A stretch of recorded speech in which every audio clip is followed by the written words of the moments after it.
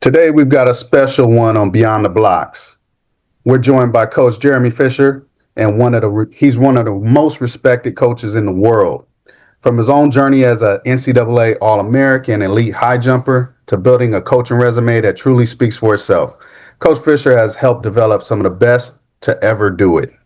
He's coached Olympic gold medalists like Brittney Reese, multi-time Olympic medalists like Will Claye, and world-class athletes across both Olympic and Paralympic level, stacking over 18 global medals along the way and a plethora of other accomplishments.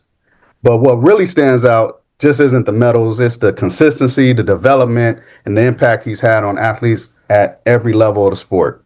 Coach, we appreciate you taking the time to tap in with us today. Thanks for having me on. Appreciate it. Coach. Coach, as we discussed earlier, we appreciate you being here, of course, but we got a lot of young coaches and parents listening. So we want to use this time to really educate them and give them as many resources, quality information as possible, especially when it comes to developing young athletes, youth athletes, high school athletes, and then, forward going into the professional athletes. So I know Coach Will has a question that he'd just really like to get into to get this started. Yeah. So, Coach, a lot of parents worry about their child being left behind. What are realistic signs that a young athlete's actually developing the right way, even if they aren't winning everything yet? This is a great question, and I'm going to answer it, and I'm going to kind of be all over the place with it. Because there's different facets, different avenues, ways to get there. Okay. We talked a little bit about this before we got on here, and I'll just tell the story of two of my athletes. Okay. And so Will Claye, he was supposed to be a senior in high school, and he graduated early. So he came to me. I was coaching. I'm sorry. I'm interrupting. I'm sorry. I'm just thinking so. I know we want to use this. We want to edit it, but I'm looking at. I'm already in my mind. I'm already editing. So if you can move over to the side, because your face is almost cut off the frame. Okay. So if you can sit for yourself, yeah. Exactly. Okay. Yes. Thank you. Okay. Because we also drop our logo there, but half your face was off the frame. Sorry. No. So when we edit, I'll ask it again and we'll start over. I'm sorry. Yeah. No, you can ask it again. That's fine. Because I know you're gonna say something good and we're gonna want to use it. Okay. Okay. All right. Perfect. Thank you. You're good now. Okay. So and I'm going into a lot of places with this question, but I'll kind of address it this way, and I'll take two athletes as an example, and I'm going to kind of, I'm going to try to stay on point, but I'm going to kind of give some different facets with it, because I do work with high school kids from time to time, and some youth kids and some younger kids, and early specialization. That everyone says it's not good. It's not good to have. We grew up in a different time where it was baseball season, football season, basketball season, soccer season, whatever it was. Right now, kids are doing sports year round, and so and I'm going to address this first by telling the story of Will and Chris. So Will Claye was a senior in high school, and then he was supposed to, he's from Phoenix, Arizona, and he came to Oklahoma when I was there as a 17-year-old, supposed to be senior. And so very delicately, I always use the examples of, if high school training's blue and I'm red, I want to take him on the paradigm to get him to red eventually. But if I take him to red too fast, it's not going to work. So it was like, he's blue, I'm red, and I'm going and I'm purple with a shade of red, and I'm slowly moving him to where I want to be. Okay. Mm-hmm. And so, and that'll get into a whole different thing later on, but it's moving him slow. But as a 17-year-old, 18-year-old, basically on his 18th birthday, he jumped 17.24, which is 56.6, set the junior record at NCAA's, won the national championship. He also jumped, I think, 8.05 or something like that in the long jump, and was, All-American in the long jump. I think indoors, he was second and third at NCAA indoors after only being with me for 2.5 months. So you're talking about a very highly developed, great athlete, right? And yeah, Will played football. I went and played his football game, in the fall, and then he's jumping for me in the spring, right? And then then you have Chris Bernard, and Chris is, missed the medal by 2 centimeters, made, he's a 2-time Olympian. But you take Chris Bernard. Chris was not a superstar at high school. I think Chris jumped like 47 feet and like 21.8 out of high school, right?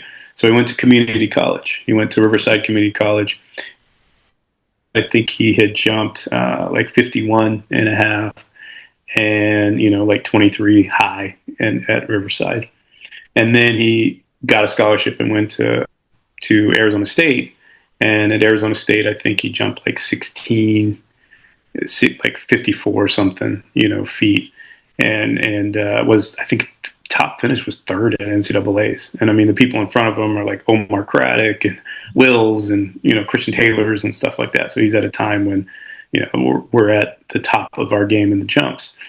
And, Chris came to me, that was his PR. And, every year he got 2% better. Like he jumped 17 meters, then he jumped 17:10, then he jumped 17:20, then he jumped 17:48. And, 2017 was, and probably 19 were his 2 best years. And 17, he missed the medal by 2 centimeters at the World Championships, and finished like, I think, 6th at Worlds. And then, and also improved his PR to 8:10 in the long jump. And that was just a side event, right? But you have 2 athletes, and it's like, here you had one at 17 years old, almost at a world-class level, 18 years old, and you have one who took until he was 24, 25 years old to get to that world-class level, right? And so I think that coaches, athletes, parents, they can't be worried about the development of their kids.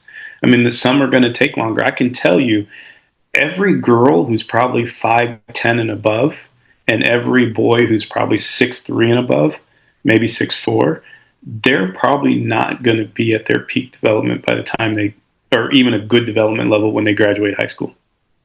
Right. So I was at Cal State Northridge, and at Cal State Northridge, we had 3 national champions in 5 years. Right. Amazing. And now I didn't coach each one of those kids to a national championship, but every one of those kids I recruited. Right. And so I left the year, the one kid who'd come in and, he was a freak of nature, all that. The guy who won national championship, I brought him in, I left, he won a national championship there, and I coached the first one. But it was, what I did is I came from a different era. I didn't go off, if I have a girl who was 5'5" jumping, like 21 feet, I'd rather take the girl who's 5'10" jumping 19 feet. Right, because again, I'm not going to out-recruit UCLA and USC, but I'm going to take that 19-foot girl and I'll turn her into a 21-foot girl. So at Northridge, we had, I think, 5 girls over 20'6", and they were all like 5'7" and taller. Right, my guys, I think we had 4 25-footers, and they were all like, 21, 22-footers out of high school, and we turned them into 25-footers, and they were all like great-looking athletes. And so I'm sorry, can you speak to specifically why the height, why that matters in order to make because a lot of times the taller they are, they don't develop and grow. They're late bloomers. They bloom, they grow into athleticism later. I mean, I've had college guys where I sat there and said, man, I wish I had 2 or 3 more years with this guy, because of this, even though they graduated jumping like 53 and a half, 54 feet, I'm like, this kid could jump 56, 57 if they stayed in the sport, right? There's not avenues to keep them in the sport that long, right? Because we don't have development, and all that kind of stuff, which, we can talk about that later. But even in college, the average Olympian on the male side medalist is 26.2 years old. And on the women's side, it's like 26.8. So it's basically 26, 27 years old. They graduate in college at 22, 23, so they have 3 to 4 years to get to their peak athleticism. But there's no development because we don't have the finances to keep the kid in that environment. And then we also have another factor, which is college is okay for an athlete about 2 to 3 years. In at least the technical events, they're okay for about 2 to 3 years in that college system. But then what we see, for a large percent, is after 2 to 3 years, their development stops, or they don't get better, or they're out of the sport because they haven't made that next, for a field event athlete, you have to win a medal to get solid sponsorship. And so, you know, you're asking college coaches a lot. You're asking them to coach 15 whatever people on their team, and then you're also asking them to develop, you know, these post collegiates. And you know, I don't like to put people's business out there, but every one of the college coaches, I have a relationship with some of the top coaches, and they're exhausted. They're tired. And so you're asking them to recruit, do all this, go through June, and then you're telling them to coach these athletes through September and October. I mean, I'm rooming with Nick Peterson, and you know, we're getting ready for I think it's room. So I want to say it was Beijing, and they've already been in school for like a month. Wow. Right. So the guy got no break, and he's there on his break as the coach for the world championship team and stuff like that. And, you know, and, you know, and he's got a family and everything else, you know, and all the coaches, you know, it's like the one thing, you know, why I kind of got out of college, and, you know, I'll kind of reel it back into the question you asked is you all hear, I thank my wife for raising my family. You know, for all the times we missed and stuff like that, because it's such a demand in college and all this to do that. And like I said, I turned 50. I have a 9-month-old. I started late, and my joy now is that I'm blessed to do what I do, and I don't have to travel. I'm not going to Diamond Leagues as much. I'm not going to, you know, as many world championships and stuff. This year is Asian Games. So I'm going to go to Japan twice, and my family's coming with me, you know, and I'll go to obviously USA's and stuff like that. But, you know, I'm not going to all the Diamond Leagues. I'm not doing all that kind of stuff. But, you know, to go back to your question, it really is, it's make sure, and this is the hard part. Okay. You have guys on the internet who are gurus, and they don't know what they're talking about. Right. I mean, you guys see that all the time. Right. Yeah. And so I think it's I love the fact China just did a thing. If you don't have a certification or a degree or something, you're not allowed to be an influencer. You literally get fined, get kicked off, and banned for not having certifications. I mean, because how hard is it? You know, my thing always is, how hard is it a coach? You don't need to have a master's degree in kinesiology, but let's keep educating ourselves. Let's get our level 1s, our level 2s, our level 3s. Let's get our USTFCCA certifications. Let's get our, you know, USA weightlifting certifications. Let's get our, you know, all these different things. I mean, I think I have like 6 or 7 different certifications. I'm always trying to learn and stuff like that. So that's part of it too. And then knowing development of the athletes, you know, because track is a linear thing. So you have coaches who stopwatch coaches, and they're running a straight line, right? And eventually those young kids are going to get hurt or stop developing because they don't know how to do anything except getting them faster and stronger. They haven't worked on their technical model. So you got a kid, you know, I'm not going to call any names out, but there's a kid who at a world-class level in high school, and his running mechanics is absolutely terrible. Right? So what are you doing to his long-term development and keeping him healthy later down the road, or she down the road, if you're not working on the technical, because you're being a stopwatch coach and you're saying, oh, this person's going to run, you know, this and that. But let's get them with good mechanics so that they could even be, because there's going to be a point where they can't get faster, they can't get stronger. And the only thing that we can do is improve their technical model.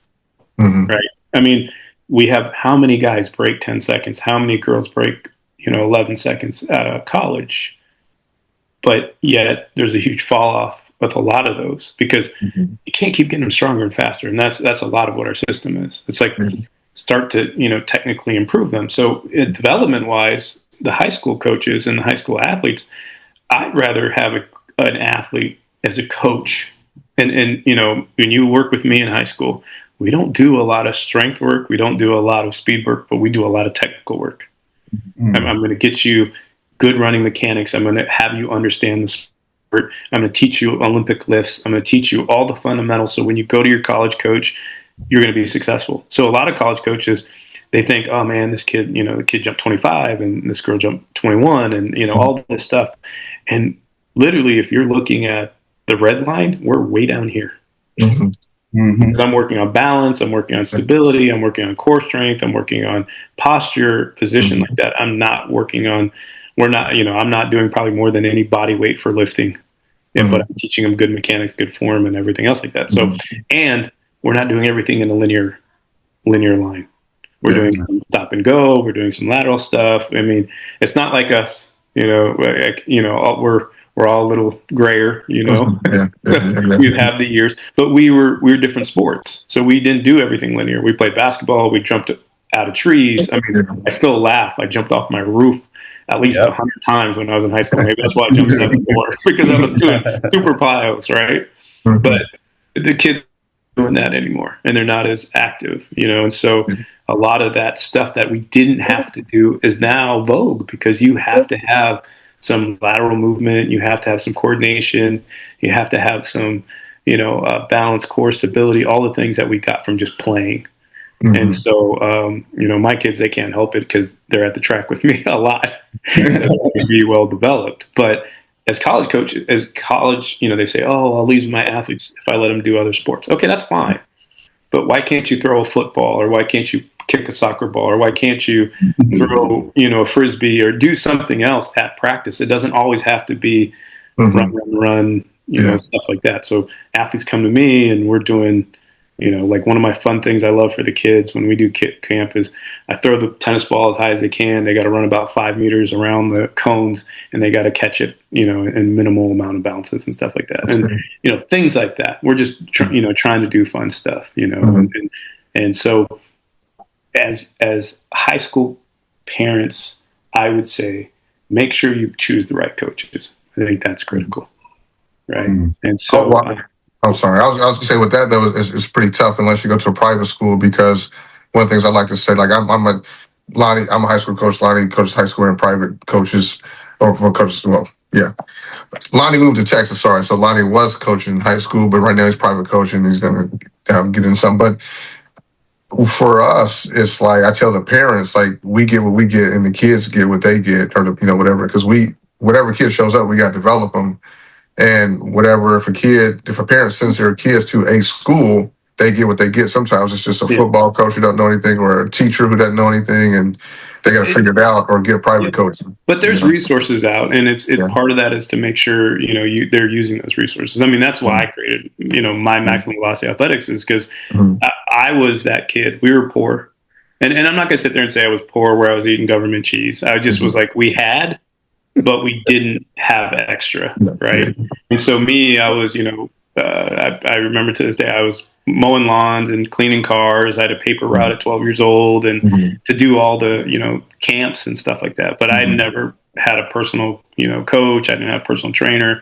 It was me literally just getting up in the morning and, you know, running stadiums and trying to throw med balls and just doing all this stuff because I knew that track was my, you know, saving grace and how I was going to go to college and, you know, better my life. And so, but I made MVA, so it's very affordable, but so they can go and people can follow something and know what to follow. Because I bought the strength shoes. I did the 6 inches in 6 weeks program when I was in high school that I think I found in I think it was Sports Illustrated or something, you know. And East Bay. East Bay. Exactly. It was East Bay. You're right. You're 100%. And so, but I bought that because I wanted structure and I knew that I needed more, right? But I couldn't afford, there's no way I could afford it, you know, back then, $20 to get a personal trainer, right? There's no way I could do that, you know? And so I bought those and I followed them. And, you know, I mean, like I said, I jumped 7'4", jumped, you know, over 7'2", 8 times in high school, and, you know, was national champ, all that. And so, I mean, I think it worked. And being 5'9", I mean, that speaks volumes too, right? But there's a lot of good resources out now for people, but it's making sure that they're able to vet and with their high school coaches. So you know, like if one of you as a coach sit there and go, yeah, you can follow this person like Altus or follow MVA or follow Track Wired and follow their program until you get to me. So you're not having just, you know, whoever give you these crazy weird workouts with no certifications and no knowledge and all that kind of stuff. And so, yeah. And that's what, for me as a parent with an athlete, that's what approach I took was I was like, okay, I can probably, I feel like it's pretty easy to find a coach, but do I know as a great coach? I don't know. So I kind of just took my own path of just, hey, let me sign up for Atlas and let me learn for myself. So then I can have a conversation with a coach and understand their language, understand their methodology, and really understand, okay, is this the right fit or the right person for my kids? So I'm a big believer of like, even the parents, like, educate yourself. You're not educating to necessarily teach your child, but to know and understand the conversations that these coaches are having to let you know if you are being told them something totally false, or this coach really just don't know what they're talking about. And we're in a society now. I'm listening, and it's like I feel bad about charging certain prices because I know what it's like. I mean, I was in the trenches. I mean, like you said, I wouldn't. I went to. I remember, gosh, mowing all these lawns so I could go to Magic Johnson's basketball camp. At UCS or at Cal. And then the next year, I saved my money and I went to Pat Riley's camp at UCSB. Wow. And I remember just like, it was, it opened my eyes to so much more, right, and stuff like that. But I also remember not getting the best instruction. Mm-hmm. It was a money grab, right? And so even at a young age, I kind of felt like, man, like I really wish they would have worked on my shooting form. Mm-hmm. Right. And I mean, there was a defense station and they're working, but like simple things that, later on, think about this. I played LA City Summer League and I had a coach who cursed like there was no tomorrow. And I mean, he threw a basketball at my face, because I wasn't paying attention, and stuff. That's one of the best coaches I've ever had in my entire life. Because even though the message was the way it was, he taught me like, okay, this is why you do this. This is why you switch your arms. This is why you stay low. This is what, like, he explained why I think I explain everything at my part of my life, because I felt like, no disrespect, but like my high school basketball coach, I felt like, he taught us the plays and stuff, but he didn't teach us a lot of the other parts of it. Right. And this coach, like, it was the most, he educated so much of like, okay, hey, you're going out and this guy's overplaying, you go back door, right? And my high school coach never taught that to us, right? But this coach is teaching us this. And then I get to high school and I have an unbelievable, high jump coach who was the football coach. He high jumped and we both were learning, but I remember him going to clinics and learning while he's coaching me. Yeah. So that was influential to me of like, when I got done, even though I was very successful NCAA runner-up, second at USA, jumped 7, 6.5, I was like, man, I need to know these. I need to know these events, And so I, just went down I'm going to get a second master's degree. I already had one in nutrition. I'm getting a second master's degree in exercise physics and biomechanics, and my focus is being the best track coach I can be. And then I, did USA weightlifting, got my CSCS, got all my USA track and field. When I was done with USA track and field, I was like, there's more. So I went to, World Athletics, IAAF back in the day to get my coaching education through that. Right. And then, I mean, I was like the guy, Franz Bosch is the man. Okay. Franz, hey, do you know me? Yeah. Okay. Can I spend 3 days with you? Taylor Moro in Brazil, I was down there and I'm like, hey, can I come spend a couple days with you and learn? And, and RIP, Wolfgang Ritzdorf, when he was in, Germany, sorry. When he sat there and he had his institute, I'd went to Germany like 2 or 3 times because I loved what he was doing. Right. And so, but are we educating we want to educate the parents so that they know, hey, no, this lady's full of crap, or this guy or this person is pretty good. And I'm okay if they're not technically good, if they know, like my thing is I know my limitation. Like I know if I have to ask people about something that I don't know about, right? I'm not going to sit there and all of a sudden just give you a BS answer. I'm going to sit there and say, well, I don't know it, or here's the person who can give you the answer and stuff like that. And even coaches who are just motivational and putting their kids and making better, I'll take that kid, I'll take that coach every single time. But the one coach I don't like is the coach who knows everything and is actually giving you the wrong advice and stuff like that, I was going to say this, just like, I'm sorry. And I was just thinking, so we're about the same age. I'm probably like 3 years older than you, but I remember when I was in high school, like the internet didn't exist. So I remember I was going to the library trying to find stuff to try to become a better like 400, 800 runner.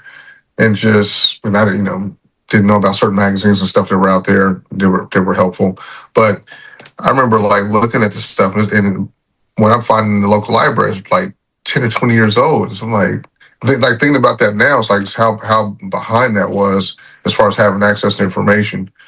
So you were super fortunate with the people you had around you at that younger age, or you were just like way more, I don't know, passionate about finding information than I was, because I everything I found was so old. It was like real disappointing.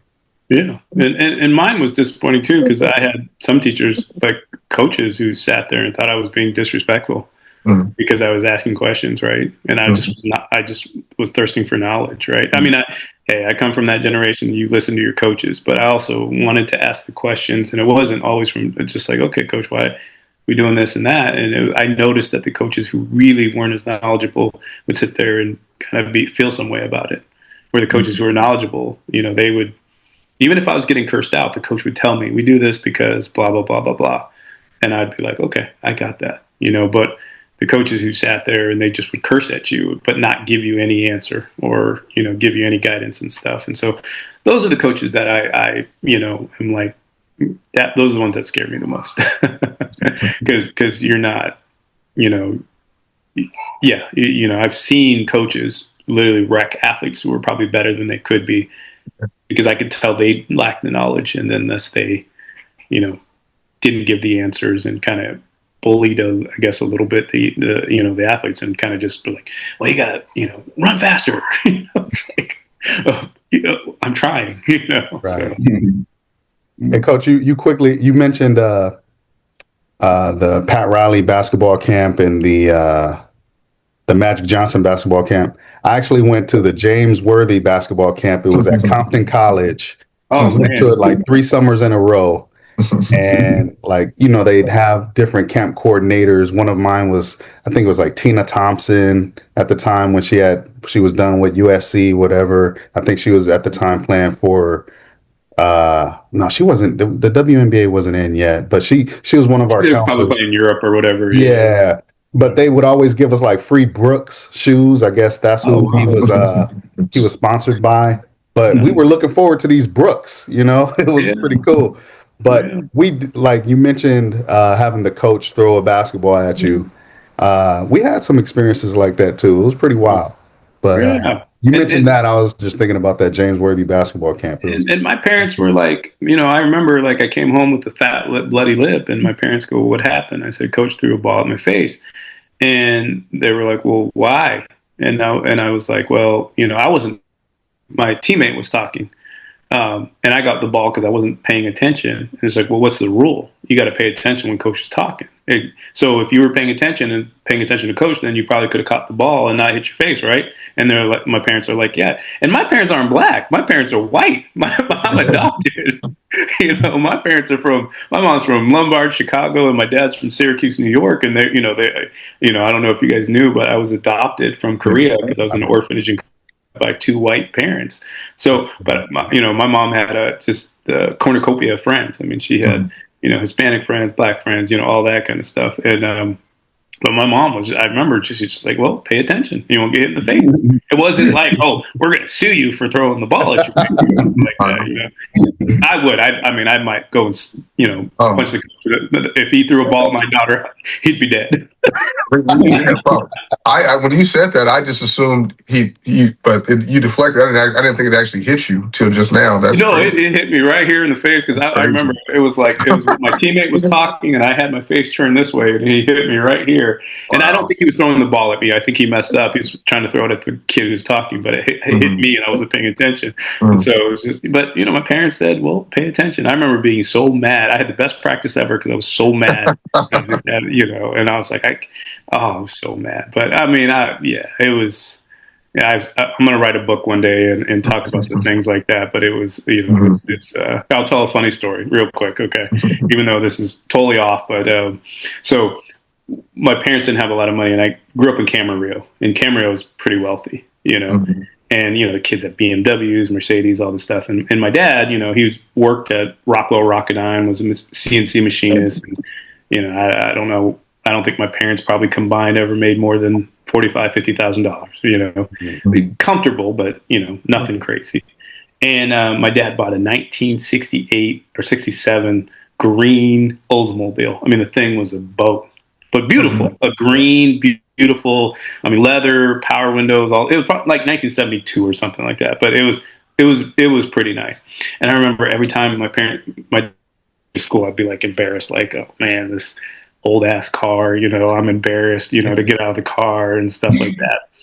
And so I'm playing in LA with my, the guys who are all from, they're from Watts and, Compton and Dorsey and all these different schools. And my dad takes me one time, and I'm embarrassed because my whole team's out there and he's about to drop me off. And I'm like, oh man, Dad, you can drop me off over here. You're going to embarrass me. So I get out of the car and all the guys go, well, man, that car was so live fish, like, dang. And I walked out like, yeah, and, it was such a story to me. And it's so resonant because the fact of like, I didn't appreciate, and it was like situational where I was, right? And it was like, cause I was in this rich, I was so like worried about what other people thought, all this kind of stuff and things like that. And I go to, area where, people like government cheese, stuff like that. And they looked at the car and they were like, that car is so fly. It was, and from that point on, I remember being so proud of that car. Like every time, and up to that point, I was so embarrassed when my dad would take me to school. And I'd be like, oh, you can drop me off 2 blocks away from school and stuff like that, right? And then after that, it was kind of like one of those things. I'm like, one, I'm a poser. and two, and man, I was fronting. I was half stepping there, and I was, but it resonated with me. I just thought of that when we were talking about, you playing at Compton College and stuff. And I remember pulling up in my dad's like 70 whatever, 60 whatever Oldsmobile, and it was like, know your value, know your worth, know where you're at, stuff like that. So sorry, I totally got off. Wow, you got it. No, we good. Good. So what do you think of some of the biggest mistakes parents and coaches make when trying to accelerate their kids' development too quickly? I think don't try to train them like a pro. I got a high school kid and he's a sophomore and he literally was a 5'10" high jumper and he jumped 6'4" this year, right?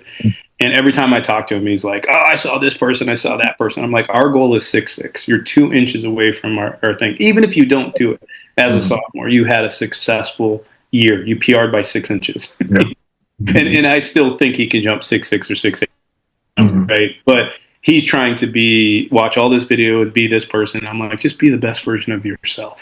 And then the parents are pressured because they, he's super smart and they want him to go to Ivy school and they know 6'6" is kind of the walk-on Ivy. I'm like, he's a sophomore. Give me 2 more years to work with him. And if I don't get him to 6'8", we'll get him into any Ivy League school he wants to go to. He's already academically brilliant. Yeah. But there's no Ivy League school that's going to say no to a kid who's jumping 6'8", unless they don't have, high jump or something like that. And I said, if we can get to 6'10", you could probably walk on at Stanford or something else, or UCLA or something like that, which would be just as prestigious, right? But I think from the parent standpoint is stop putting so much pressure. And it's hard because, like, I had a kid who took a gap year last year. He was a Canadian kid. And, he was going to go to a school, and the school pissed me off. I almost want to say their name, but I won't. And the school was going to sign him, right? And he jumped 7'1" and a half, right? And at a day before his trip, and they were going to offer him, they signed a transfer, in the portal, signed a 7'3" high jumper in the portal. And karma is what karma is, because the kid's not jumping. And the other kid's, jumping like 7'1" or whatever he's jumping, right? And so, like, I'm like, well, that's what you guys get for kind of doing that to that kid and stuff like that. But I think it's going to be harder for that developmental kid to get to college, unfortunately, because there's not a lot of development. There's not time for development. The problem is these coaches are making, $500,000 in college. And when I started coaching in college, you didn't get fired. I mean, you were making 60, 70,000, but you didn't get fired. There was safety. The only reason you got fired is if you, beat up some kid or something or stole money. But college coaches didn't get fired. But now college coaches are getting fired. There's how many head coaches making over 300,000? How many assistants making at least 100,000 now? And that's not the same sport when I got into it. So with that is pressure, and with that pressure, it does matter. I mean, when I was at Oklahoma, I'm sitting there. Yes, we were successful. We won 2 conference championships, what hadn't been done in like over 20 years. And our women finished 4th at NCAAs. And now, they're fantastic. They're doing a great job. But that wasn't the case when we got there. It was a pretty bad program, right? Mm-hmm. And I remember being in, this meeting for like equity or kind of inclusion or something. And they were talking about like, well, it's important that, we have GPA and that we help the community and do that kind of stuff. And I'm kind of smirking and I'm laughing and stuff. And the associate AD who's in charge of it, she's like, well, why are you laughing? And I said, well, that's not the case. And, I don't want to talk about this. I don't want to get fired. Like, no, it's a free space. You can talk about it. And I'm like, well, here you are, the soccer coach who had, super success, was an unbelievable person. Everyone loved him, had like 100% graduation rate, had one of the top things. And, they didn't make the tournament for the soccer thing. And you guys fired him. Mm-hmm. So at the end of the day, which is the weirdest thing, is only the football and basketball coaches got fired, right? Now, track coaches and Olympic sport coaches are now held to the same responsibility. And that trickle-down effect is that the athletes have to develop faster and achieve more at that higher level. And then the problem you're going to get is then there's less spaces at the, one of my best friends who I've known forever is Jeff Perkins at UC Irvine, right? And he'll do a good job of developing a kid. So he'll get a kid in and maybe they're jumping 6'8". And if that kid ever jumps 7'2", 7'3", they're going to get offered money to go to a different school. Right. Mm-hmm. And now the roster limitations where they could have 50 people on the roster, now they have 45. Mm-hmm. Right. Mm-hmm. And so I can't even, it's crazy. One of my old teammates, Steve Jones, does a fantastic job. He had the best high jump group at Cameron Valley State, which is a Division II school. Mm-hmm. I think he had a 7'6.5" guy, and I think 2 7'4.5" guys. And that was Arkansas and Tennessee. And, there was probably 2 or 3 programs that had that back in the day, but you're not seeing that anymore because roster limitations and all this other stuff that's happening in college. And so I have to say, I agree with you 100%, but then there's also people that say, well, yes, there's a rush to develop people, so they're not going to take these kids. They're going to take kids out of the portal. But for the high school kids and for the developmental kids, there's still so much opportunity. It just may be at the mid-level schools or Division II or Division III. What do you say to the people who say that? Now it's fine, but you just saw Arkansas cut their tennis team. Yeah. Right. So I don't think the new. It's gonna be interesting. I don't think it's anytime new, but by the time my daughters are at the college level and if they are doing sports, it's going to be a different model. Mm-hmm. I remember having a conversation when I was in college about there being these super conferences way back in the day.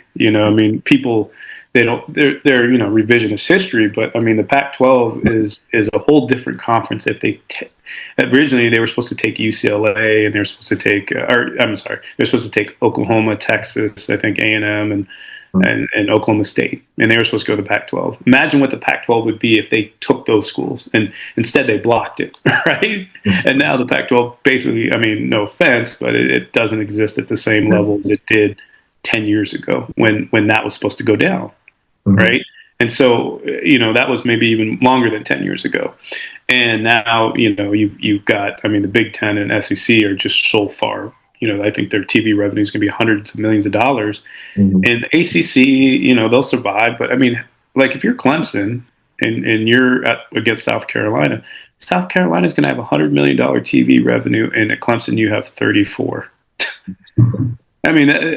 Clemson at one time was the football team. What they play in 2 or 3 national championships in 4 or 5 years, and you're already seeing that gap, in it. South Carolina probably arguably could be better than Clemson, which probably shouldn't happen if you're looking historically, right?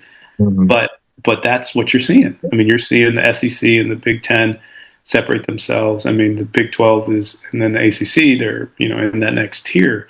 But yeah, it's right now they can say that, but what's going to happen potentially in the next 10 years, right? Mm-hmm. Are they going to cut those programs? Are they going to go somewhere completely separate?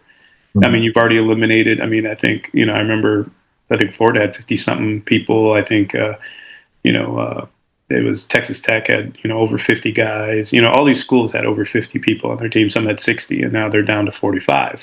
Mm-hmm. So if you eliminated those spots, right, now those kids are going to where? They're going to go to, Akron, and they're going to go to Colorado State, and they're going to go to Long Beach State and all those schools. But they've also been eliminated probably 4 or 5 spots, right? Yeah. Yeah, I know some of the smaller schools, they cut their budgets a lot where, like, I won't say the school, but I'm friends with a coach at a mid-major, a head coach, and he was saying, like, last year, his better athletes who were like All-Americans or on the cusp of being All-Americans, he basically told them to jump in the portal and go because I can no longer offer you a full. So go where you can get your full, and because he's working with less money now, that's crazy.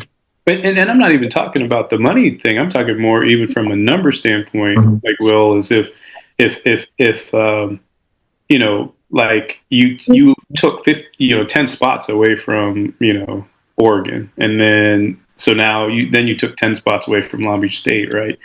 Those kids got to go somewhere, right? And then now, so a kid, let's say there's a girl, she was a 5'2" high jumper out of high school, and before she may have been able to go to a Northridge. Like I had a girl who was 5'2" and they're jumping 5'10" when I was at Northridge, right? But she was 5'10" and she was an unbelievable athlete. I might not have a spot for that 5'2" girl anymore, right? So then she doesn't go to Northridge. Then she goes to, and I'm not being, but she goes to D3 or D2 or even community college is probably will be the biggest benefactors of this, really. And then, but you're eliminating spots. And so that means less participation. I don't know how that's a positive. I can't. Even though I'm an extremely positive person, I don't see that as a positive to the sport. Yeah, and I think we're saying the same thing too, in the sense that I didn't explain it well, but I think the reason he lost a couple scholarships, so it's like you're not at this point. He's not counting scholarships. He's counting. I lost 4 or I lost 6. Yeah. So my pool of money is here. So now I'm trying to build a team off this pool of money. So I got to let these better athletes go so I can fill my team. Because if I just pay them what they're worth, I got 6 kids on my team. You know what I mean? No, and so that's that. I think that's the problem a lot of kids are going to have, and and then parents, they're going to be like, if I want you to do sports, but not I don't want a kid who's jumping 5'2", spending 3 or 4 hours a day, not making the travel team, barely making the team, barely getting any coaching. Like I think a better aspect is concentrate on your grades and get to your, get your degree and stuff like that. So I'm not, I love track. I love participating. I feel like you can work, for 50 years and you can only do sport for so long. So do it as long as you can. But yeah, I think it's going to be interesting to see. It's like, I'm not going to be, throw the baby out with the bathwater, but I'm going to sit there and I'm going to wait and see what's going on. But I don't, it's a hard time. I mean, I've seen it trickle down at every level, So what would your suggestion be on fixing it? I think from a standpoint of, I don't think women's athletics is in trouble. I think men more so, because I think Title IX and stuff is going to fix that. But I do believe you can't just be wildly not growing our sport, right? So I think in college, coaches get so like, the high level coaches, I understand, they're coaching and that's what they're paid to do. But I think coaches have to widen what they are. They can't just be like, oh, I'm recruiting and I'm coaching. You got to start to be like, okay, I got to grow, I got to grow a meet, or, so I can show that I have value, right? Long Beach State's going to be there because they've got a meet that probably makes $300,000 or $400,000 for the school. I'm maybe overestimating that, but they got to meet on Thursday and they've got 1,000 people competing at that, and then they've probably got 2,000 or 3,000 people, and people are paying $50 an entry. I mean, you can do the math on that on what they're making. So the school's going, man, it's a positive growth. APU's doing it. Like, I mean, I think they pay $100, $125 per entry, and like the 800 up with the rabbits and everything else like that, right? Oh, wow. So it's probably like a $250,000 revenue thing for the school. Now, and then they have meets like, we're competing at APU on Friday, and it's a last chance meet, and there's another meet in town, and they still have 3-4 flights and 6 or 7 heats of stuff. So they're making money for the school,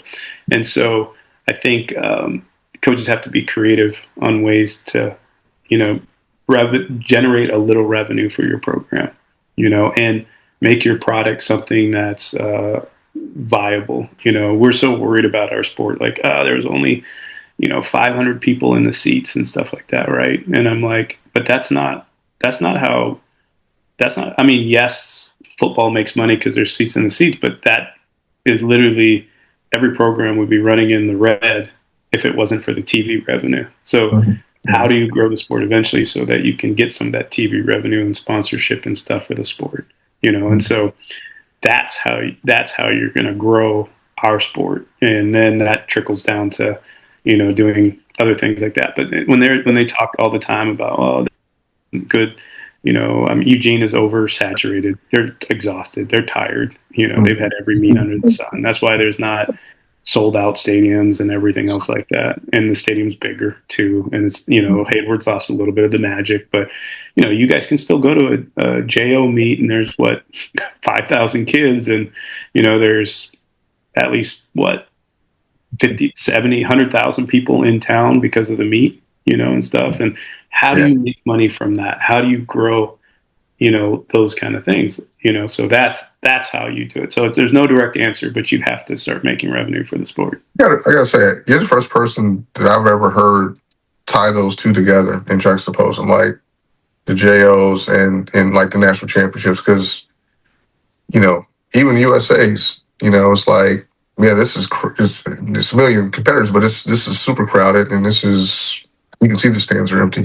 No one I mean, no offense, but no one goes to, I mean, like, and it's just my frustration with the sport is college parents don't go with their kids to their competition. They're used to it, right?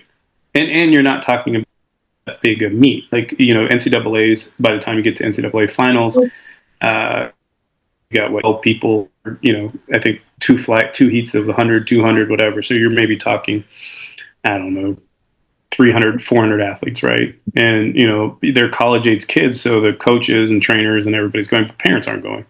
Maybe I'd love for them to do a look of how many parents are going, right? So you're trying to get the average casual fan. And I'm not even talking about the production value in the U.S. I mean, you go to Europe and they put a meet together and it's amazing, right? There's always something going on at the TV, and you're sitting there doing, they did a thing where 50% of the TV production is introductions. It's terrible. Like, it's terrible, and it hasn't changed, right? Like, you couldn't sit there and have the 10,000 and have someone long jumping or shot putting in the top corners of the, they can do it for golf and literally cut away for 18 holes with 50, 60 people on the course at one time, but we haven't figured out for track and field because our production value is terrible, right? So make it a TV thing better. But if you sat there and you were smart and you started to blend, I mean, they're like, well, it's a professional thing, we don't want to add this. One of the best meets I ever went to that was organic was Altus had a meet in Arizona. They combined it with like a youth meet, and they put in their events, and it was standing room only. There were hundreds and hundreds and hundreds of kids, and thousands and thousands and thousands of parents, and the kids were so loud and so excited because they got to see the kids they grew up hearing about. And it had so much energy, and it had so much vibe, and it was crazy, right? And I don't know, just there's better ways to do things, because people sit there and go, well, man, Drake is a great meet. But why is Drake a great meet? Because there's hundreds of high schools there. Why is Penn a great meet? Because there's hundreds of high schools there, and the Jamaicans are there, right? There's no I mean, you go to standalone collegiate meet, and Sacramento was pretty good back in the day. They had pretty good stand there. But, it's like Eugene's hard to get to, and parents, like college kids aren't going there. The pro athletes, maybe a quarter of the parents are going to their meets and stuff like that.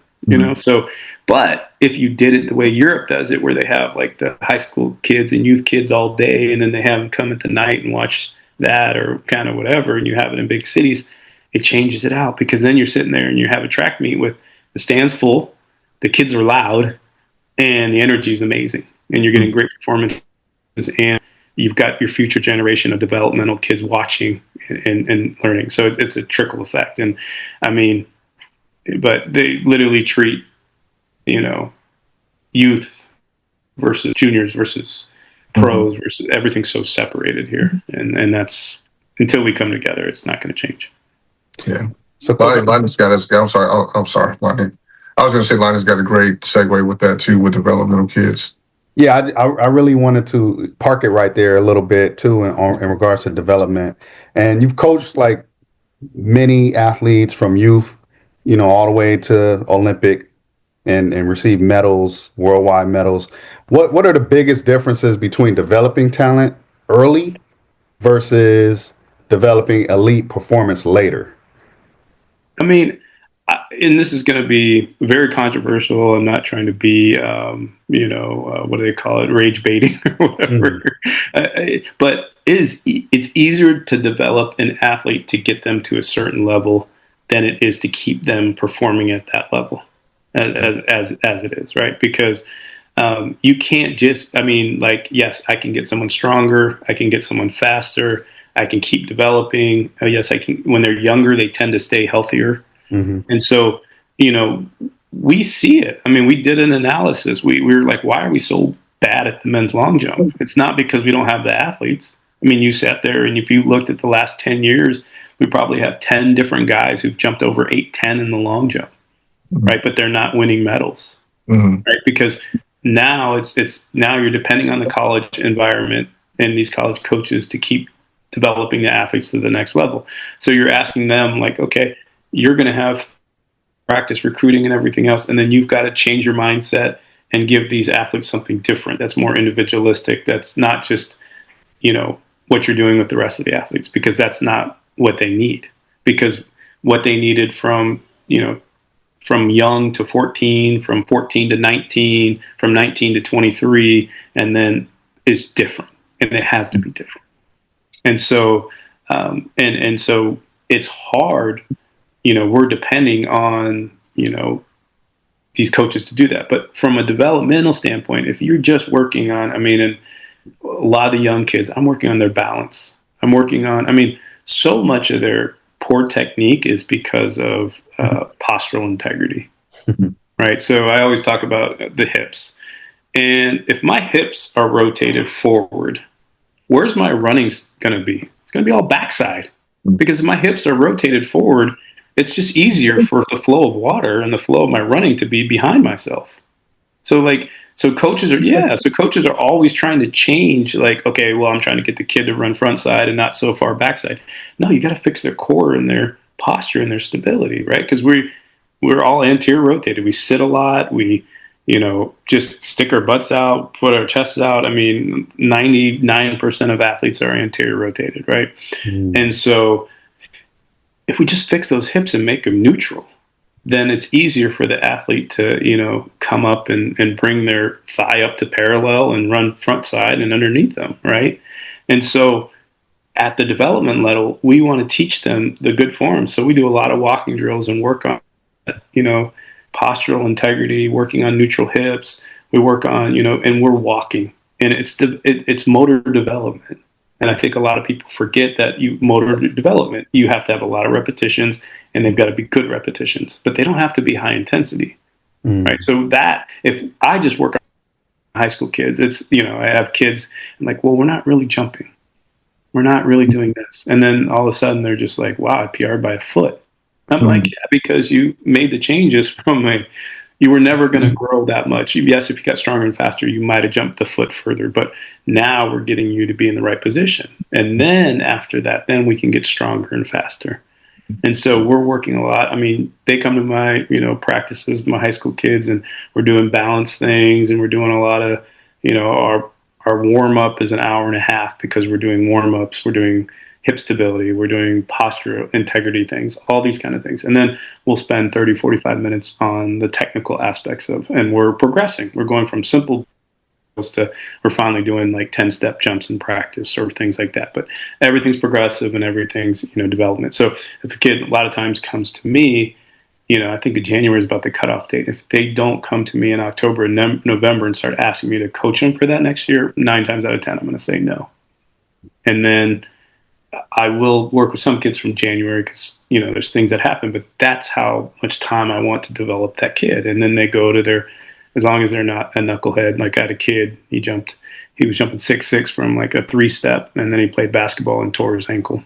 And he didn't jump 6'6". I think he jumped 6'6" one more time. But all the other kids who get to come with me, work with me weekly, follow my workouts and stuff. I took girls from 16 feet to 1910, a girl from like 36 feet to 3910. These boys, I remember they were at Tesoro High School, good friends with their dad, and I remember they were like trying to break their school record, 21.4, and one jumped 24.8, and the other one jumped 24.10 in high school. And I think that the one kid jumped, I think 49, and got second California State meet, and jumped 6'10", and third in the high jump. And those 3 guys like scored at the state meet. I think they finished like top 8. And I remember the girl specifically. She was like, I want to break the school record at 37 and in like 17.6. And she jumped like 19.6 and 39.10, and she got like 5th at the state meet, and she was pissed. She's like, yeah, I hit the state meet. I'm like, when we started working together, you just wanted to get to see I Right. But that's the kids I want to work and to get better and stuff like that. And we don't do a lot of technical work. Like we're not much in the weight room. We're never lifting more than what I call BW, which is body weight. So if you weigh 60 kilos or 140 pounds, we're never lifting more than 140 pounds in high school, because I don't think they're developed. If they're throwers or something else, it'd be a different story. But for jumpers and sprinters, I just don't see it's not worth it. They can develop that when they get older and they become more of an adult.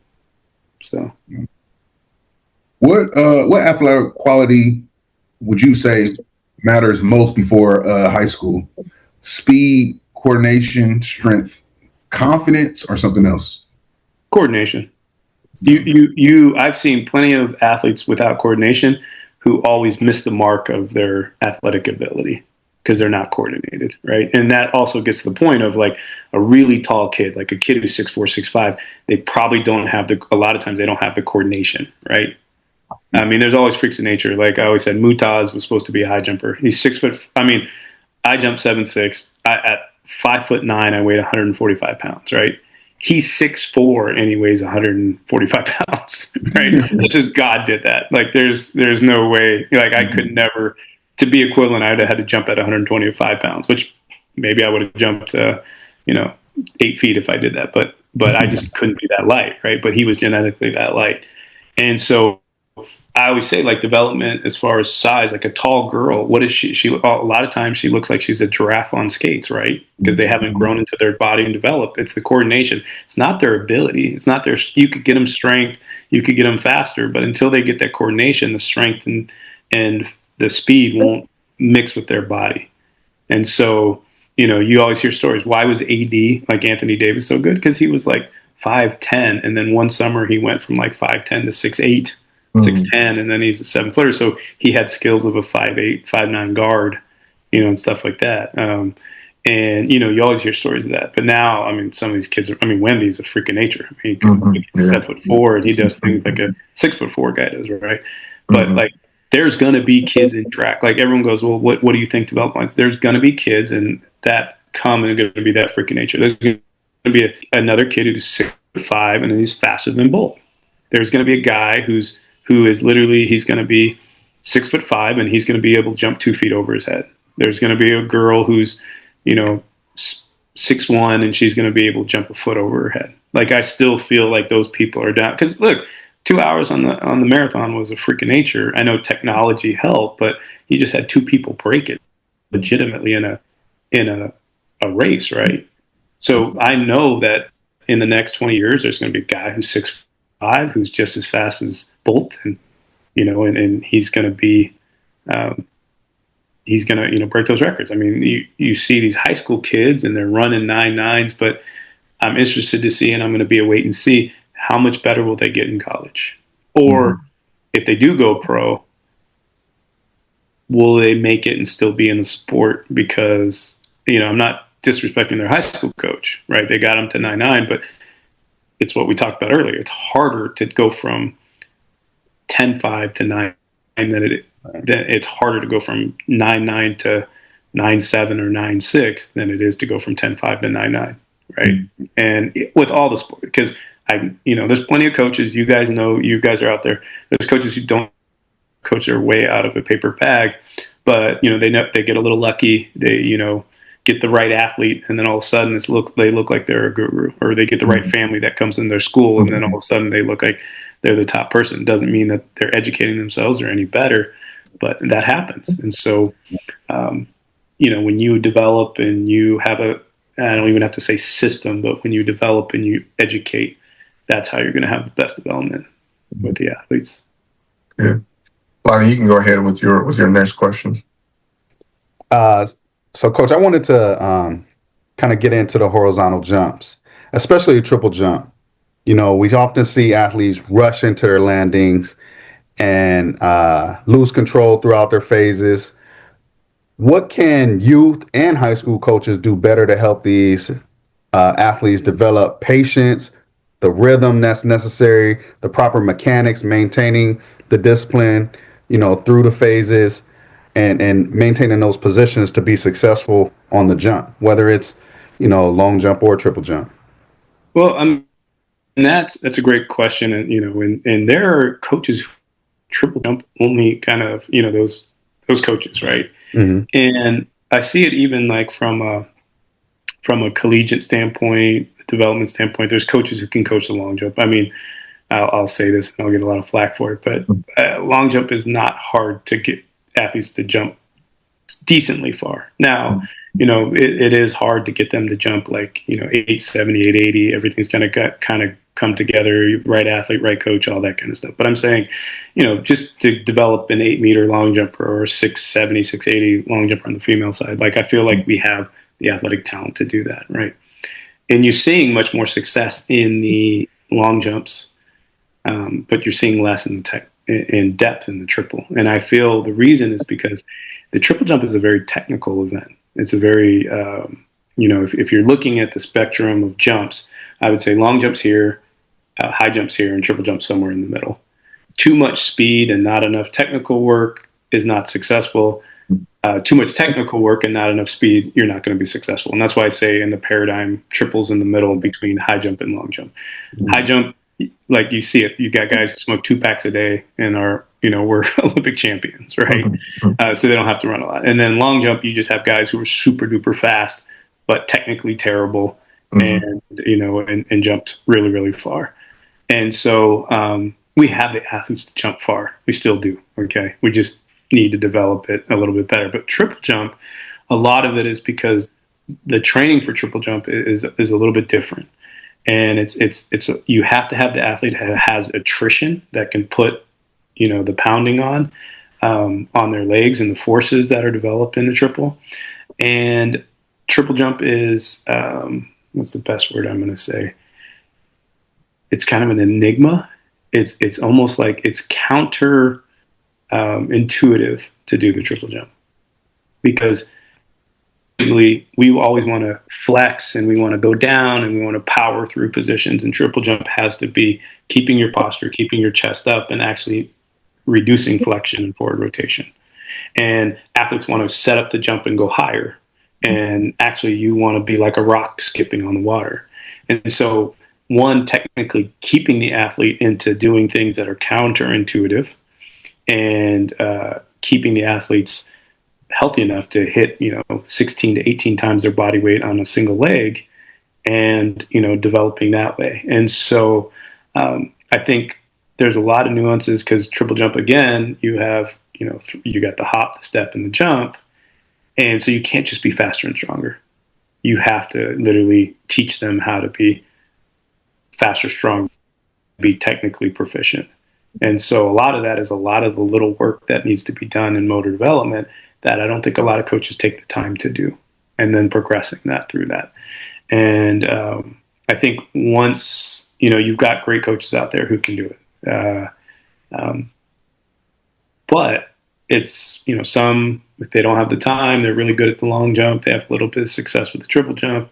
And it's kind of, the coaches who are good at the triple jump. Like, you guys have Ram down there. Guy does a fantastic job over the horizontal jumps. He has success in long jump. He has success in the triple jump, right? No question. There's coaches, and I don't want to single out, but you got, Petros at Illinois. You got Nick, and you got Keith Hurston, and you got, I don't want to miss anybody, but you'll see it. There's coaches who have long and triple jumpers, and they're good. And there's some coaches who long jumpers, and they have a little success with triple, or they're good at long and triple and they don't have success in the high, or they're really good at high jump and they're not good at long and triple. So you got to know that. You got to be able to separate the events, and you got to train the athletes different. You can't just long and triple jumpers. They probably can train for 60% of the year together, and then there needs to start to be separation on that.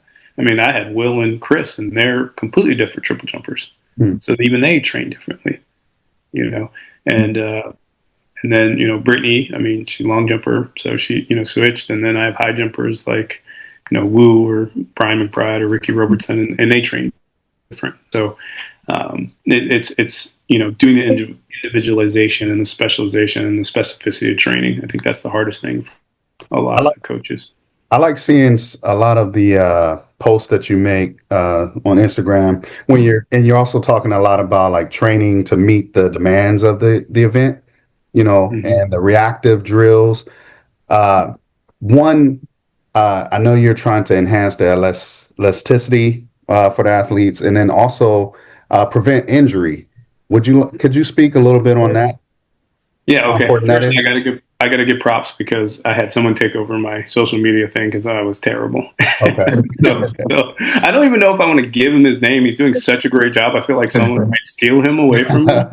So it's one of my athletes, Darius Carbon, but he's doing a fantastic job with my social media. I mean, he's just, makes me record things. He goes, "Coach, you're always giving these great tidbits, like give it to the people, and stuff." And he's done such a great job with, Darius 7'6.5" high jumper, and master's degree in engineering, brilliant. But getting back to the elasticity and the training and all that kind of stuff, progressive and getting through, those kind of things. But a lot of times what happens is at the elite level, they have therapists. So Noah, yes, his coach is great, but he also has a great team of therapists. So coach can do his job and push him to where he can because he's got therapists work with him. So even when I was at the center with all the success we had a great therapist, Colin DeMette, did a fantastic job. You guys should follow him on YouTube. He's amazing.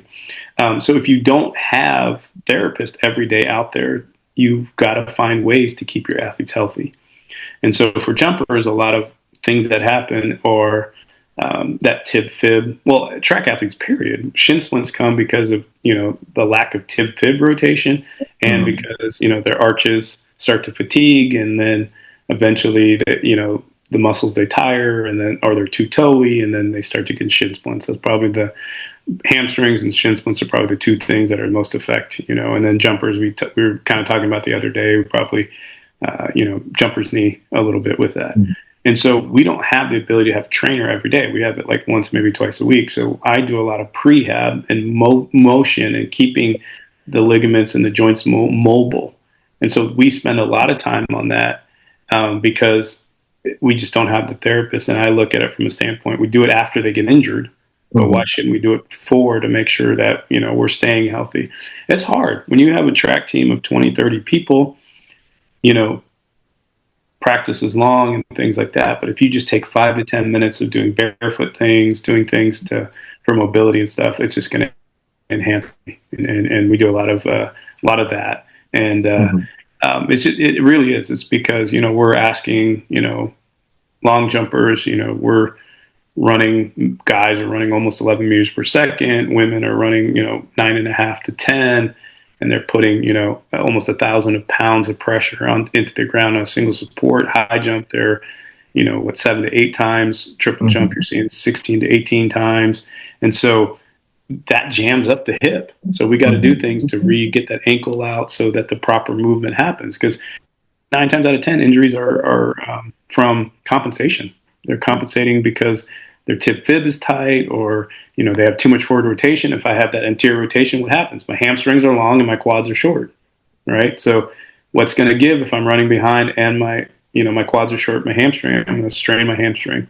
And if I cheat and find a good way to do it, which is, the athletes start to anterior or rotate outside, and they start, doing duck feet, then they start getting groin and abductor and abductor injuries. And, so then they have groin injuries and things like that. So we're trying to keep homeostasis at all times, be as balanced as possible.